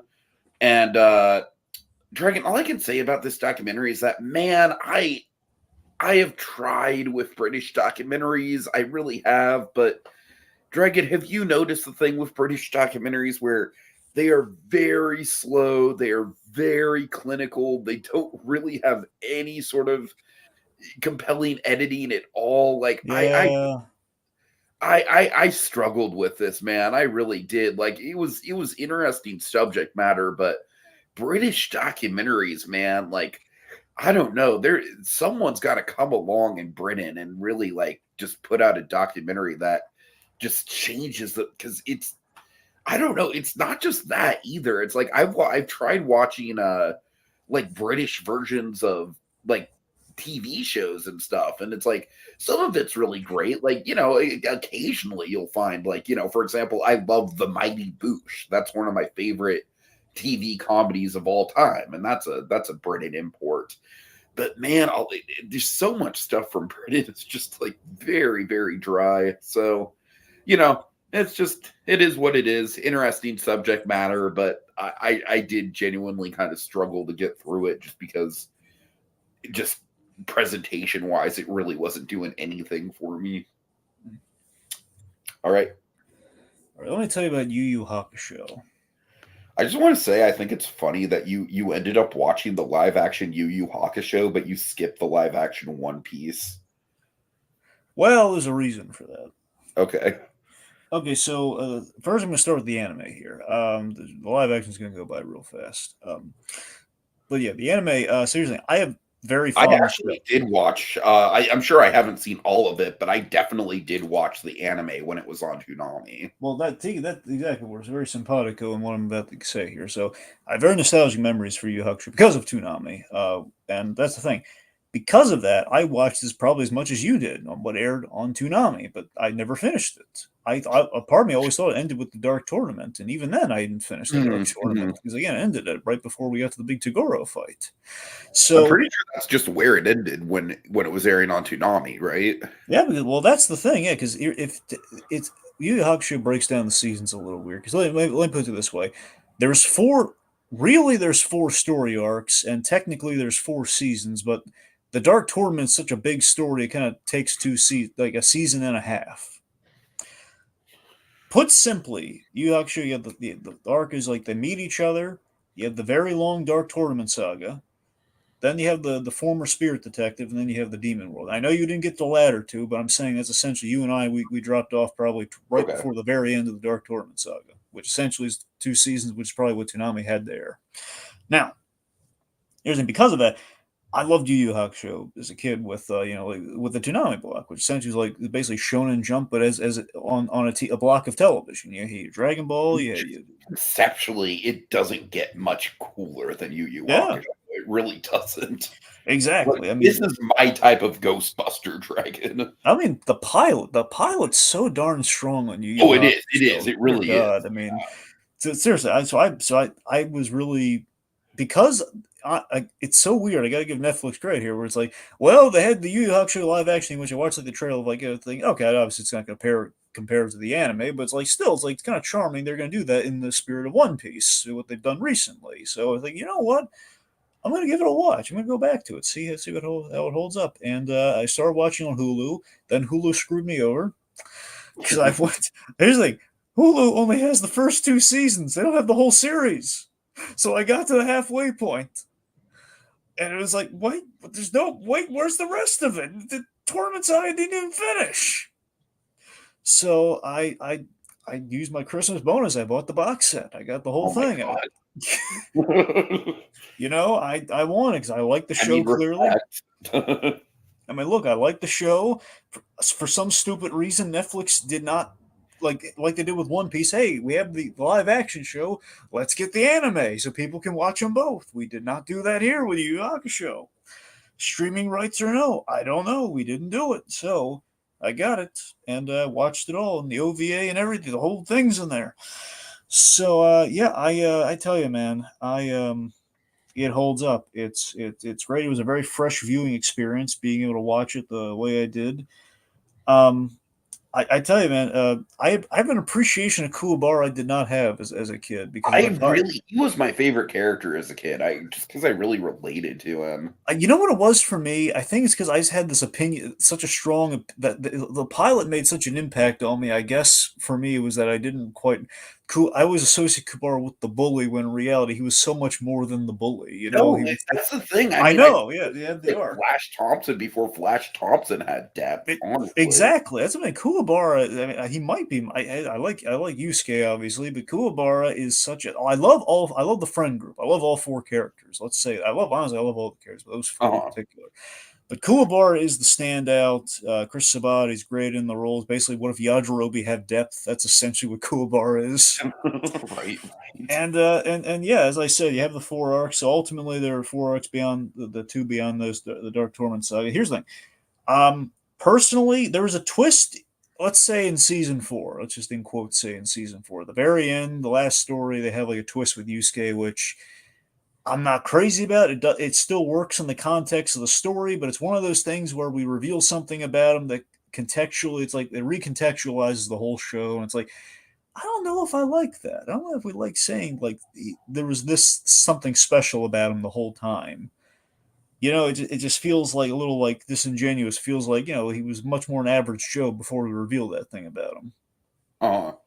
So that's one thing I didn't like post Dark Torment saga. So in that respect, it was the high point. It's the Empire. There's no top in the Dark Torment saga. It was like the high point. But yeah, man, it doesn't take away anything. Again, it only takes away a little bit of thing with that reveal. But regardless, the show's great. It's very solid, and I recommend Tiki. I mean, if it ever streams properly, or if you can ever get your hands on it, it's worth watching, man. It's a good time. Now, what's not such a great time, what I do not fully recommend to you, sir, unless you're morbidly curious, is the Yu Yu You Hakusho need to live fucking action. watch One Piece just to wash the taste out of this out of your mouth, sir. There's the thing. So the Yu Yu Hakusho live action show. So first off, again, how does Netflix not stream the original show with this if they really believed in the show?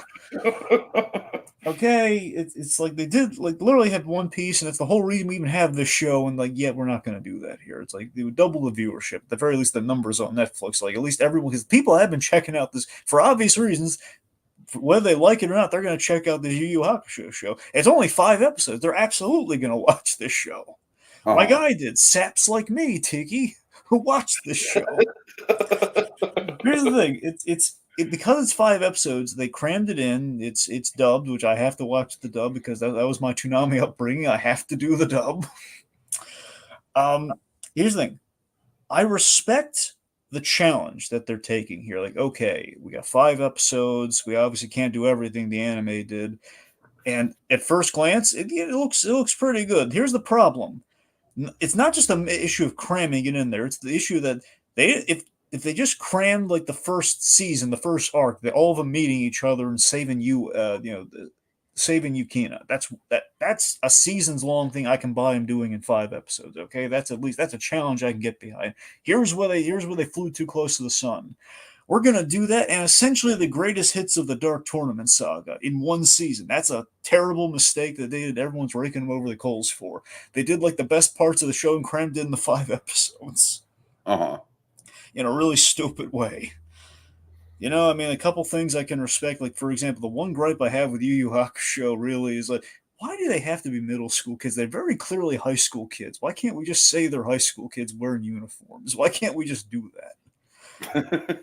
So this show, at least, that Dragon, they I had the same thing with that one Ghibli movie I watched, Whispers of the Heart, where they felt yeah. much more like high schoolers than middle schoolers.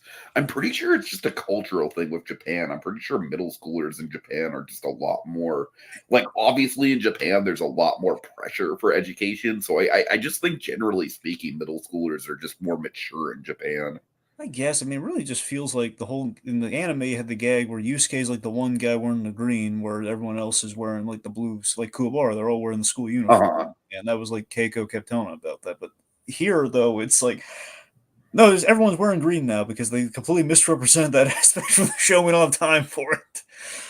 You know, in the live action ones, it just feels like I don't know. I guess we made him hype, but we didn't address the whole middle school thing, so that's an improvement, I guess. So I'm not complaining there, but yeah, I mean, this, the little things here and there they missed out because they crammed it all in there. So you know, it rushed. It could have been better. I wasn't. They didn't really have to do much. All they had to do was like that first season. That's all they had to do. And people just Tagoro's at the end of that Yukina thing. Just show Tagoro there. That's where he shows up anyway. Would Uh-huh. have worked out great anyway. So anime is great. Live action.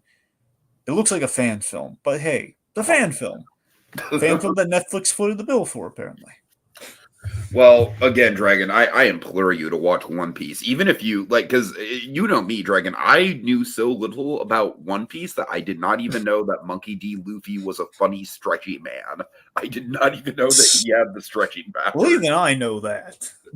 So, like, what does that tell you? Well, it tells you that, like, as someone who literally knows nothing about One Piece, you know nothing, Jon Snow. I loved it. So, like, I again, like, watch One Piece. If anything else, just get the taste of this out of your mouth. All right, catch up. Candy Cane Lane. So Eddie Murphy did a Christmas movie. Well, the 12 Days of Christmas tree was cool. It was. It was indeed the first. The only thing I even remember about this movie, and I didn't even watch it a month ago. To the folks, it's essentially like let's say Act One's like a better version of Deck the Halls, and then it turns into Jumanji, seasonal Yeah, Jumanji. it was. Here's the thing. It's a fun and harmless fest. It's fun and harmlessly festive enough. Until we go to the high school. High school is when it all tanks. Yep. And we do that. We're doing a whole bunch of BS. And we're The cheating. Lords of Leapin' is still, I can't get over how much of a leap that was for the Jumanji thing. Yeah, and the whole 40 rings at the end is stupid. I hate Oh, it. it's BS. It's utter BS. I mean, when will we learn? Like with the runtime, and when will we learn less is more with the runtime, guys? Especially with the Christmas Ironically enough, thing. that's going to be another like I'm going to point that out yet again for a movie in my catch up. Yeah. Well, one last thing. David Allen Greer is pretty cool, Santa. Yes, he is. That's it. All right. Okay, let's see. Leave the World Behind. Did you watch this? Yes, yes. Okay, what do you think? Because I liked it enough to put in my honorable mentions for the year, but I totally acknowledge that it almost feels like it's specifically designed to be a movie that's going to divide people. But for me, I just liked it because my critic tag for this movie is it gave me the M. Night Shyamalan experience I was hoping for with Knock at the Cabin. Like this feels like it's part of the M. Night catalog. Yeah. So, have you heard the theories about this connecting to Mr. Robot? By the way. No, but I mean, I totally would buy that. It feels like it could be for sure. Like it is basically a cyber attack. Yeah, so based on that, I mean, yeah, it's not really saying it can't be connected to Mr. Robot, I guess. I think the theories of this being produced, like Obama producing it, and therefore it being like propaganda, is a little bit more extreme. Well, yeah. I mean, I don't know where that's coming from, but yeah. From stupid people on the internet with too much time on their hands. I'm just saying, like, hey, the creator of Mr. Robot did this movie and it features a cyber attack. I think that's a pretty straight line. It is a pretty straight line, yeah. Okay, anyway, yeah, so the movie's got a great cast: Mahershala Ali, Ethan Hawke, and Julia Roberts. But that's the thing. It's The ending must have pissed you off. well, no, I really like the very ending. Okay. Yeah, I did too, but I feel like most people hate it. yeah, man. I mean, what do you think? Do you think at the very end, do you think they find her, or do you think that it's just like she's the only like survivor? No, I think they ultimately find her, but like as the whole shot of like New York City literally exploding shows, I don't really think it matters, Dragon. I think they're all dead sooner rather than later, anyways. Oh, all right, That's kind of how I read it. okay. Well, regardless, so it's the idea of these privileged people at a rental house, and there's a cyber attack that essentially leads to the end of the world. Now, the it really does feel true to Sam Esmail and what he does here with the whole the trippy, realistic kind of signs of the end times. And I do love how Kevin Bacon is basically Mr. Exposition, kind of laying out like, yeah, this is how you would do it. You basically you disrupt the Wi-Fi. We have to sell like Kevin the oil. Bacon and Ethan Hawke look identical in this movie. Yeah, the beard doesn't help with that comparison. I'm just saying. But yeah, I do love the whole thing. It's scarily accurate. Like, yeah, you disrupt the Wi-Fi because we become so coddled by it. Unless you're Kevin Bacon, unless you're a woodsman like Kevin Bacon in this Reckon film, I can say as someone like because as you know, like with me and living in Northern California with the wildfires and everything, there have been times where my power has gone out, and it does fucking feel apocalyptic. It really does. So this is a scary scenario. It is scary that we have become so reliant on technology. but essentially that's it. Just it's a really clever plot here, where it's like we disrupt the Wi-Fi, leads to paranoia, especially if we drop the little Korean flyers, and then the microwave warfare thing. That's twisted. That did take me back to Batman Begins, by Oh the my way. god, the teeth falling out. Oh. Oh God, don't bring it. Oh, it's horrifying. Dragon, all I'm saying is like, do not keep pulling them out, kid. What are you doing? Ugh, God. Stop it. Just fucking stop it. Well, again, his brain's being microwave, Tiki. He's not thinking straight. If you just fucking leave them be, kid, you might have a chance of oh god. Yeah. So that's horrifying. Is that I have had have you ever had a teeth falling out dream before? No. I get them pretty regularly, actually, and that is very much what this scene is based on. It's a pretty common reoccurring nightmare. And yeah, oh god. Anyways. Regardless. Yes, a little microwave warfare thing did take me back to that the plot point for Batman Begins, I won't lie to you. Sure. But yeah, anyway, yeah, so I don't know. It's one of those movies where again the performances are solid. There's a clever conceit there, but it just Overall, it kind of bored me during the film. Aside from the performances, I was just kind of like I The think it's pacing's a little slow. I'll give you that. yeah, because plus I can kind of see like okay, it's probably like a Sonic thing or something with the deers and the animals and stuff. When are we gonna like pick up on that? I don't know. So Uh-huh. all right, All right. Next up, let's see. Is it me? I think it's well, No, it's you. it's me talking about something you've seen though. Uh-huh. I like this movie a lot more than I thought it would. It's not great, but I liked it a lot. Yeah, Gran Turismo, based on a true story. Fucking, is that really officially part of the title? Yeah, sadly. Okay, go ahead. At least some. I know like, when it was out in theaters, it had like the whole based on a true story Well, thing. okay, Like you on know the what though? It's not as bad as the big George Foreman title. Would you like to know the full title of that movie? Get Your Girls Now. I wish.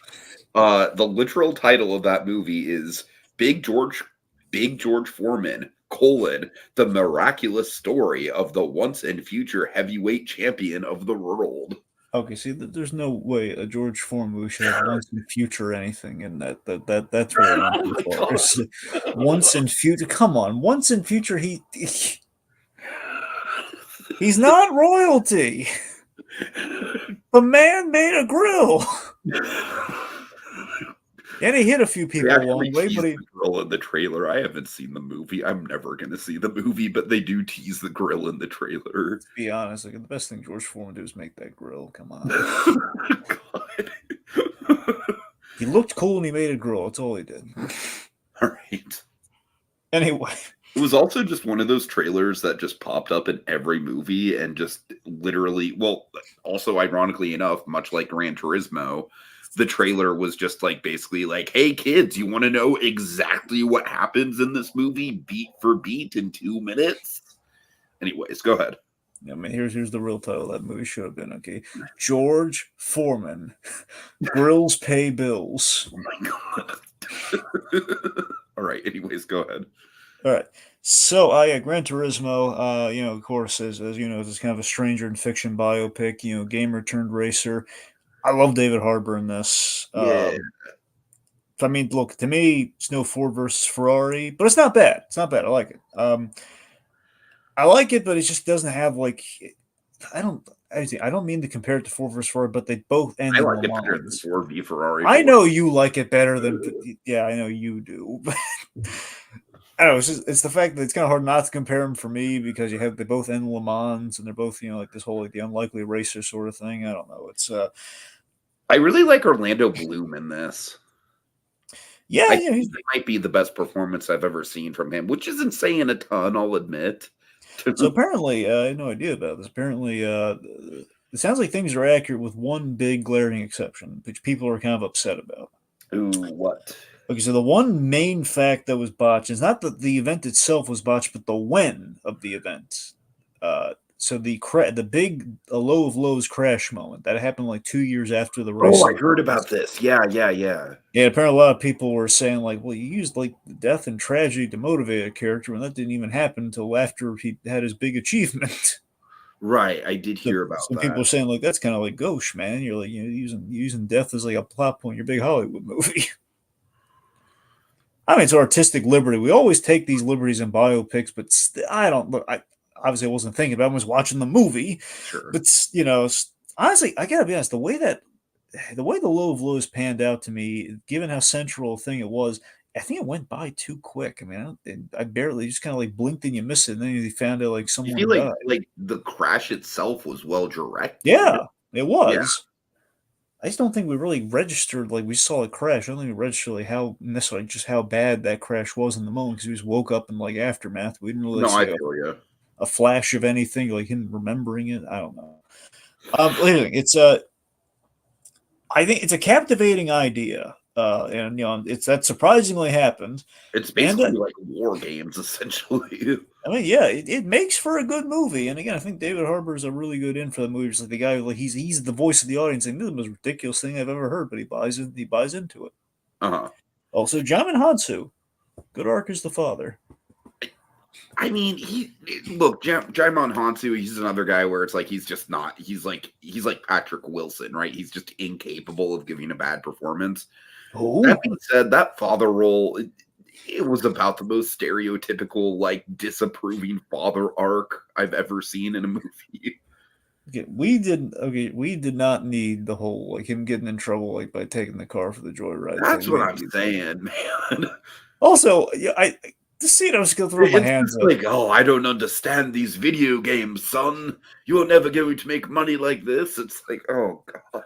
Also, I do throw my hands up in the air the whole like, wait a minute, I'm not being taken out here to be punished. Like, no, this is like, what am I doing here? I'm like, I'm cutting it close for no reason. You couldn't like tell him like, I'm here to teach you a life lesson. Like, really, you're not good. You're not just gonna take me. Come with me. Yeah. All Yeah, right. Okay. Next up, the creator. yeah. So, this is Gareth Edwards post Rogue One, as you know. Literally war on AI. How topical. Right. I mean, look, I love me some John David Washington. I think it's a solid start. I think it's a solid start. The sci-fi conceits are pretty nice. Um, Very nicely shot. I will give it that absolutely. I think this movie looks great. I Problem, think the visuals are definitely the best thing it has going for it. Yeah. yeah. Problem is, it drags on. It loses steam Oh man, quick, it sure does. really quick. So I mean, I was a little let down by this one. I do like the brain transfer bit though. I love how in the interrogation method, like someone's dying, someone's dead, you can like basically unplug this thing and put this thing around their head and transfer the consciousness into a robot and essentially get like the last few seconds out. Like that's kind of cool. But it's kind of a thing with John Dave Washington. Keeps getting saddled with this. There's a hint of pretentiousness there. I mean, it's a movie called The Creator, so. Honestly, when I first heard about this movie, I thought it was a religious movie. Hmm. Just based on the title. I was saying between this and like the protagonist, I Oh don't think god. John Day Washington can catch a break. Plus, we put him in something nice like Amsterdam, and no one likes it, so it's a whole. I have not heard good things about Amsterdam. It's fine. Look, it's not great, but it's fine. I mean, I didn't even like what was the previous movie that was kind of in that vein? American something. Well, the guy who directed American Splendor did American Hustle. American Hustle, yeah, yeah. Yeah, I was not a fan of American I'm trying to remember Hustle. the name of that guy. David. God, is it not David O. David? Russell, I think. Yeah, that's the guy, David Russell. Yeah, he did Amsterdam. Yeah. All right. Okay, next up for me, dream scenario. You were actually the person that let me know about this movie. Yeah, it's a great Nicolas Cage performance. Unfortunately, I think there's a couple things I don't really care for. Um, it is very much a commentary about cancel culture, which like is fine. It's done in kind of an interesting way where it's like, the guy goes viral because he's appearing in people's dreams, but then the dreams turn into nightmares, and so he gets canceled. But Dragon, unfortunately for me, I kind of feel like the social commentary goes pretty surface level, and essentially the movie is just like, hey, cancel culture's pretty bad, right? Wouldn't it suck to be on the receiving end of cancel culture? And it's like, yeah, it would, but like you have a really interesting premise and you're saying this with it? Like, I don't know. Also, Dragon, much like a couple other movies this year, this movie does not know when the fuck to end, and there's a whole other like weird added side plot that just shows up out of nowhere with like 20 minutes left in the movie, and we're just going all these weird places. The movie ends on a note where it's like something to do with his wife, even though the wife, she was a character in it, but it wasn't like she was like the main focus of the movie, whereas the ending kind of makes it feel like she's supposed to be, and that didn't really register with me. Honestly, Dragon, I hate to say it, for me, this movie was kind of a mess. Like, great Nicolas Cage performance, interesting standalone scenes, interesting setup, but man, the plot just went off the fucking rails, unfortunately for me. And you know what? It really does. Like Nicolas Cage, I feel like is on this streak between, this and Renfield and The Unbearable Weight of Massive Talent, which is definitely like the best of the three, where it's like really awesome premises that don't quite stick to landing. It's like I feel like he's stuck in that sort of mode. So yeah, it's a shame. I wanted to like it more than I did, but ultimately I really didn't do all that much for me, I unfortunately. have one specific question about that movie. It's very Okay. specific. Okay, is there a scene where Nicolas Cage is like running and like a goofy like with the full Yes. arm bends like with like this big goofy smile on his face like Yes. towards somebody? Is that a nightmare or a dream? It is a nightmare. Okay, it's a nightmare. It's like does he run and do something horrific or does he just do that and she's terrified by it? No, he's like chasing her like that. Oh, well, does It's he? actually pretty funny. Okay, does he attack her or is he just like running at her? Yes, yes, he attacks her. Okay, but but still he's Yes. running at her like that. Uh-huh. Okay, that's the kind of thing that makes me want to watch that movie. I gotta be honest. Right? You might like it more than I do. I don't know. Yeah. Okay. All right. Let me tell you about Phil Tippett, Mad Dreams and Monsters. All right. So yeah, this is a documentary on the stop motion whiz that is Phil Tippett. Now, yeah, I was on a Star Wars kick this month between the Sermons in the Force and the icons thing. I don't know. It was just basically yeah, Phil Tippett, of course, he pops on a lot of things, especially when we do like the ILM documentaries and everything. So this guy, stop motion was essentially he's the next generation of Ray Harryhausen. That's kind of what this documentary is a I celebration think of. I've heard of him before. No, you've seen him all over the place. And he's in Empire of Dreams. He's the guy who did the Snow Walkers. He Sure, sure, sure. on Robo again. You need to watch RoboCop. He did Ed 209 and the RoboCop 2 robot. That's literally no, he's literally RoboCop 2. So that's the Wasn't there a movie recently that literally referenced the whole like you need to see RoboCop thing, or am I misremembering? ah I don't know. I don't know. Oh no, wasn't that part of What If? Yeah. Yeah, there was that whole beat with Natasha and Peggy where it's like, "Oh, it's just like RoboCop. I've never seen it." Really? We'll rent it. Solid movie. I was like, "Oh my god, that was fucking literally put in specifically for me." Yeah, there you go. Well, listen to Black Widow, Tiki. Come on. She knows what she's talking about.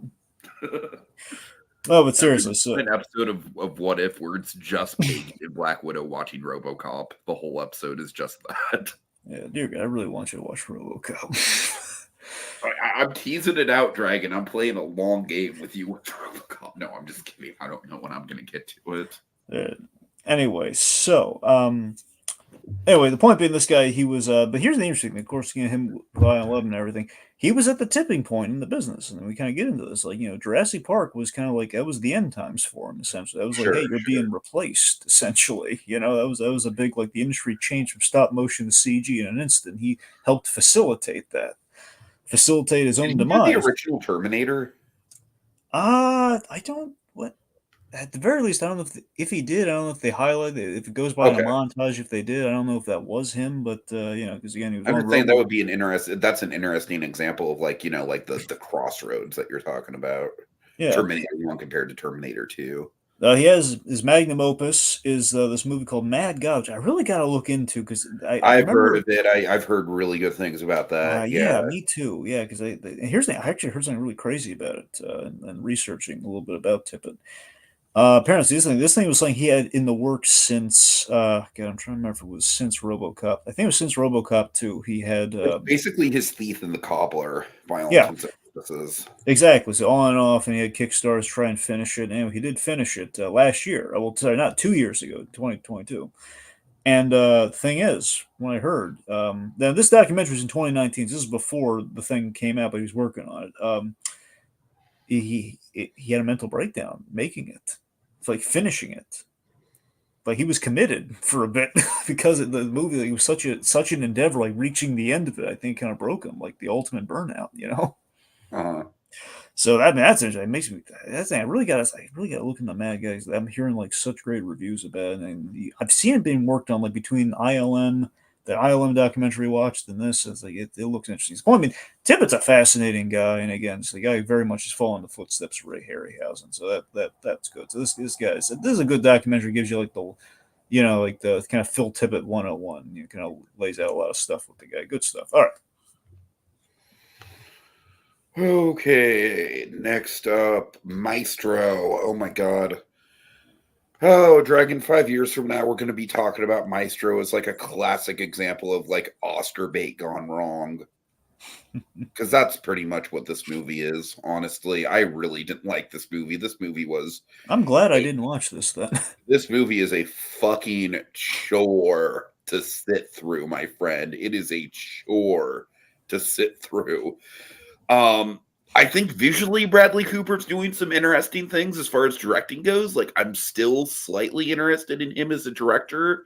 The interesting thing that he does do is that as the movie goes forward in time, it kind of like the style changes. So it goes from black and white to color. It goes from, letterbox to widescreen, essentially. And that's like about where my compliments kind of begin and end. I mean, this whole movie is just, it is literally like the textbook definition of like, you are just basically putting up a Wikipedia article about this dude and calling it a movie.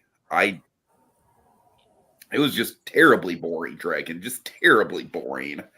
And as you know, I really loved A Star Is Born. Like, that was in my top 5 the year it came out. So yeah, man, I think this is going to be like, it's going to be an example of just Oscar bait gone wrong. Because it is just, Dragon, this is like, I think, for me, for my money, this is like the most blatant Oscar bait movie of 2023. Just blatantly, like, this was made to try and get Oscars. There's no other point to this thing even existing. And it's also just going to be like a famous kind of like disappointing follow-up to a promising first-time director. Yeah, I mean, I know there's some people that really like it, but I don't know, man. Like I said, I really struggled to get through it. It might be the most slow-paced and boring movie I saw this whole year. It really might be. I really did not like this at all. Genuinely hoping it doesn't get any Oscar nominations, honestly.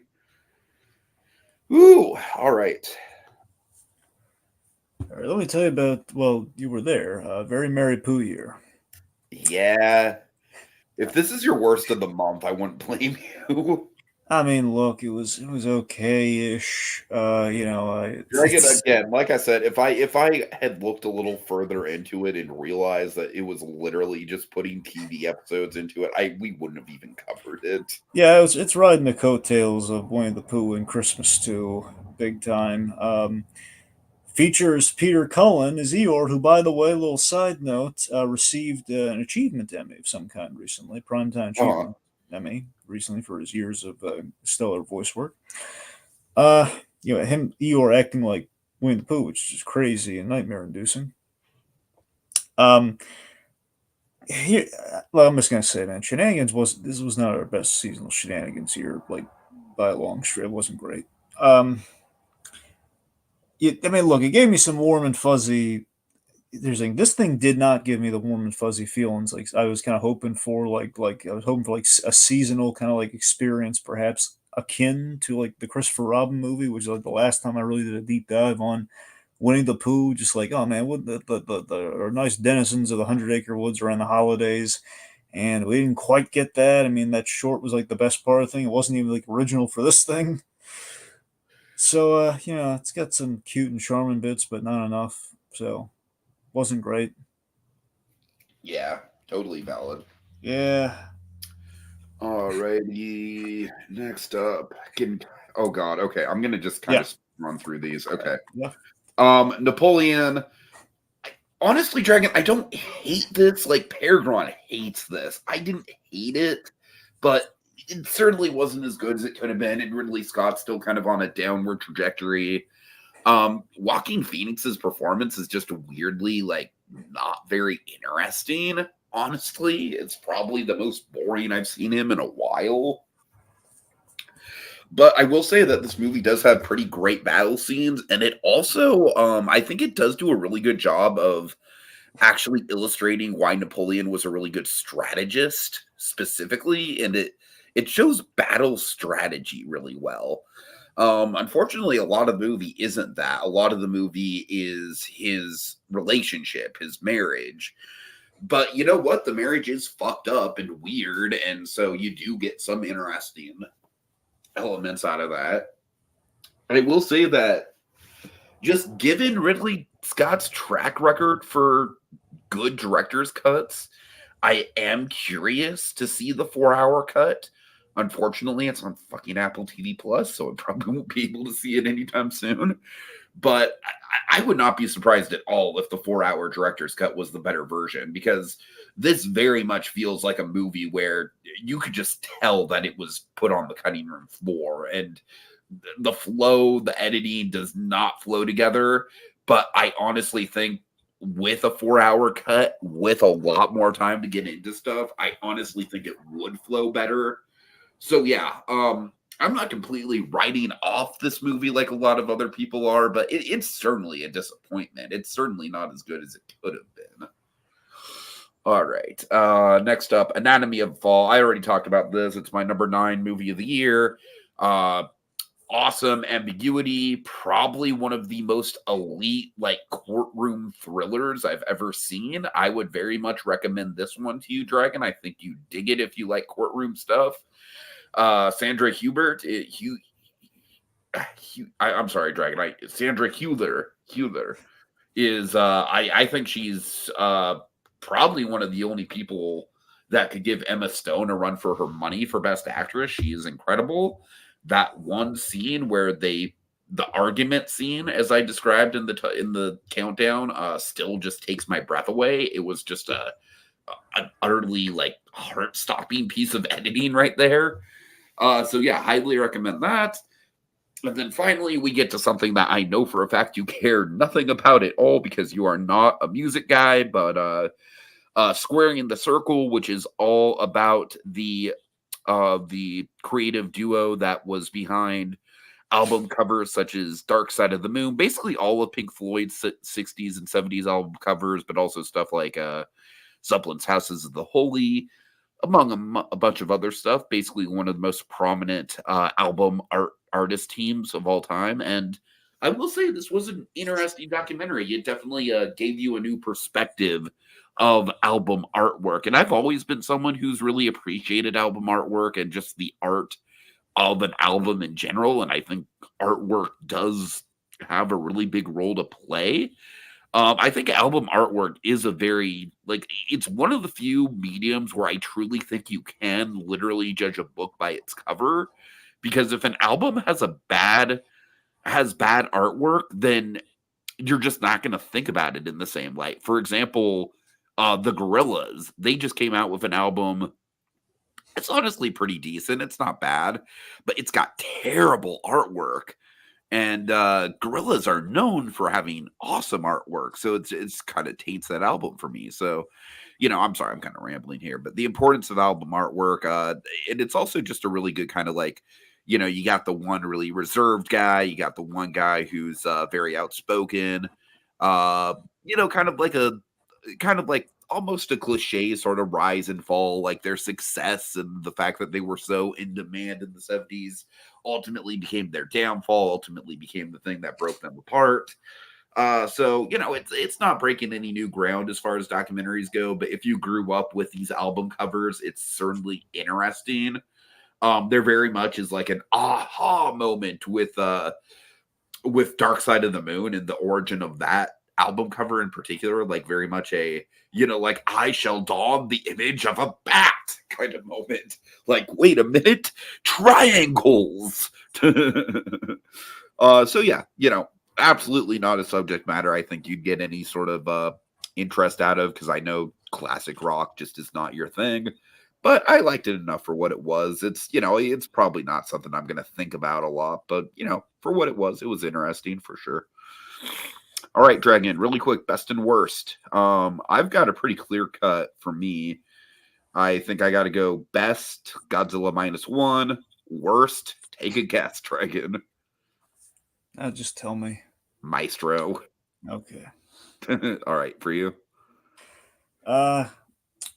Best, I'm gonna say Disturbance in the Force, how the Star Wars Holiday Special happened. Worst, I'm gonna say the Very Merry Pooh Year. That's totally fair. All right, so big thanks to Kogias, Keeper Colby. Little Blue was in the comments before we went live. I'm not sure if he was in the comments live, but thanks to you as well. And yeah, that's about it. All right, folks, we've waxed on long enough, and it's time to put the pen down. Until next time, when we return with another fitting chapter in our Memoirs! Memoirs. I want that purple stuff.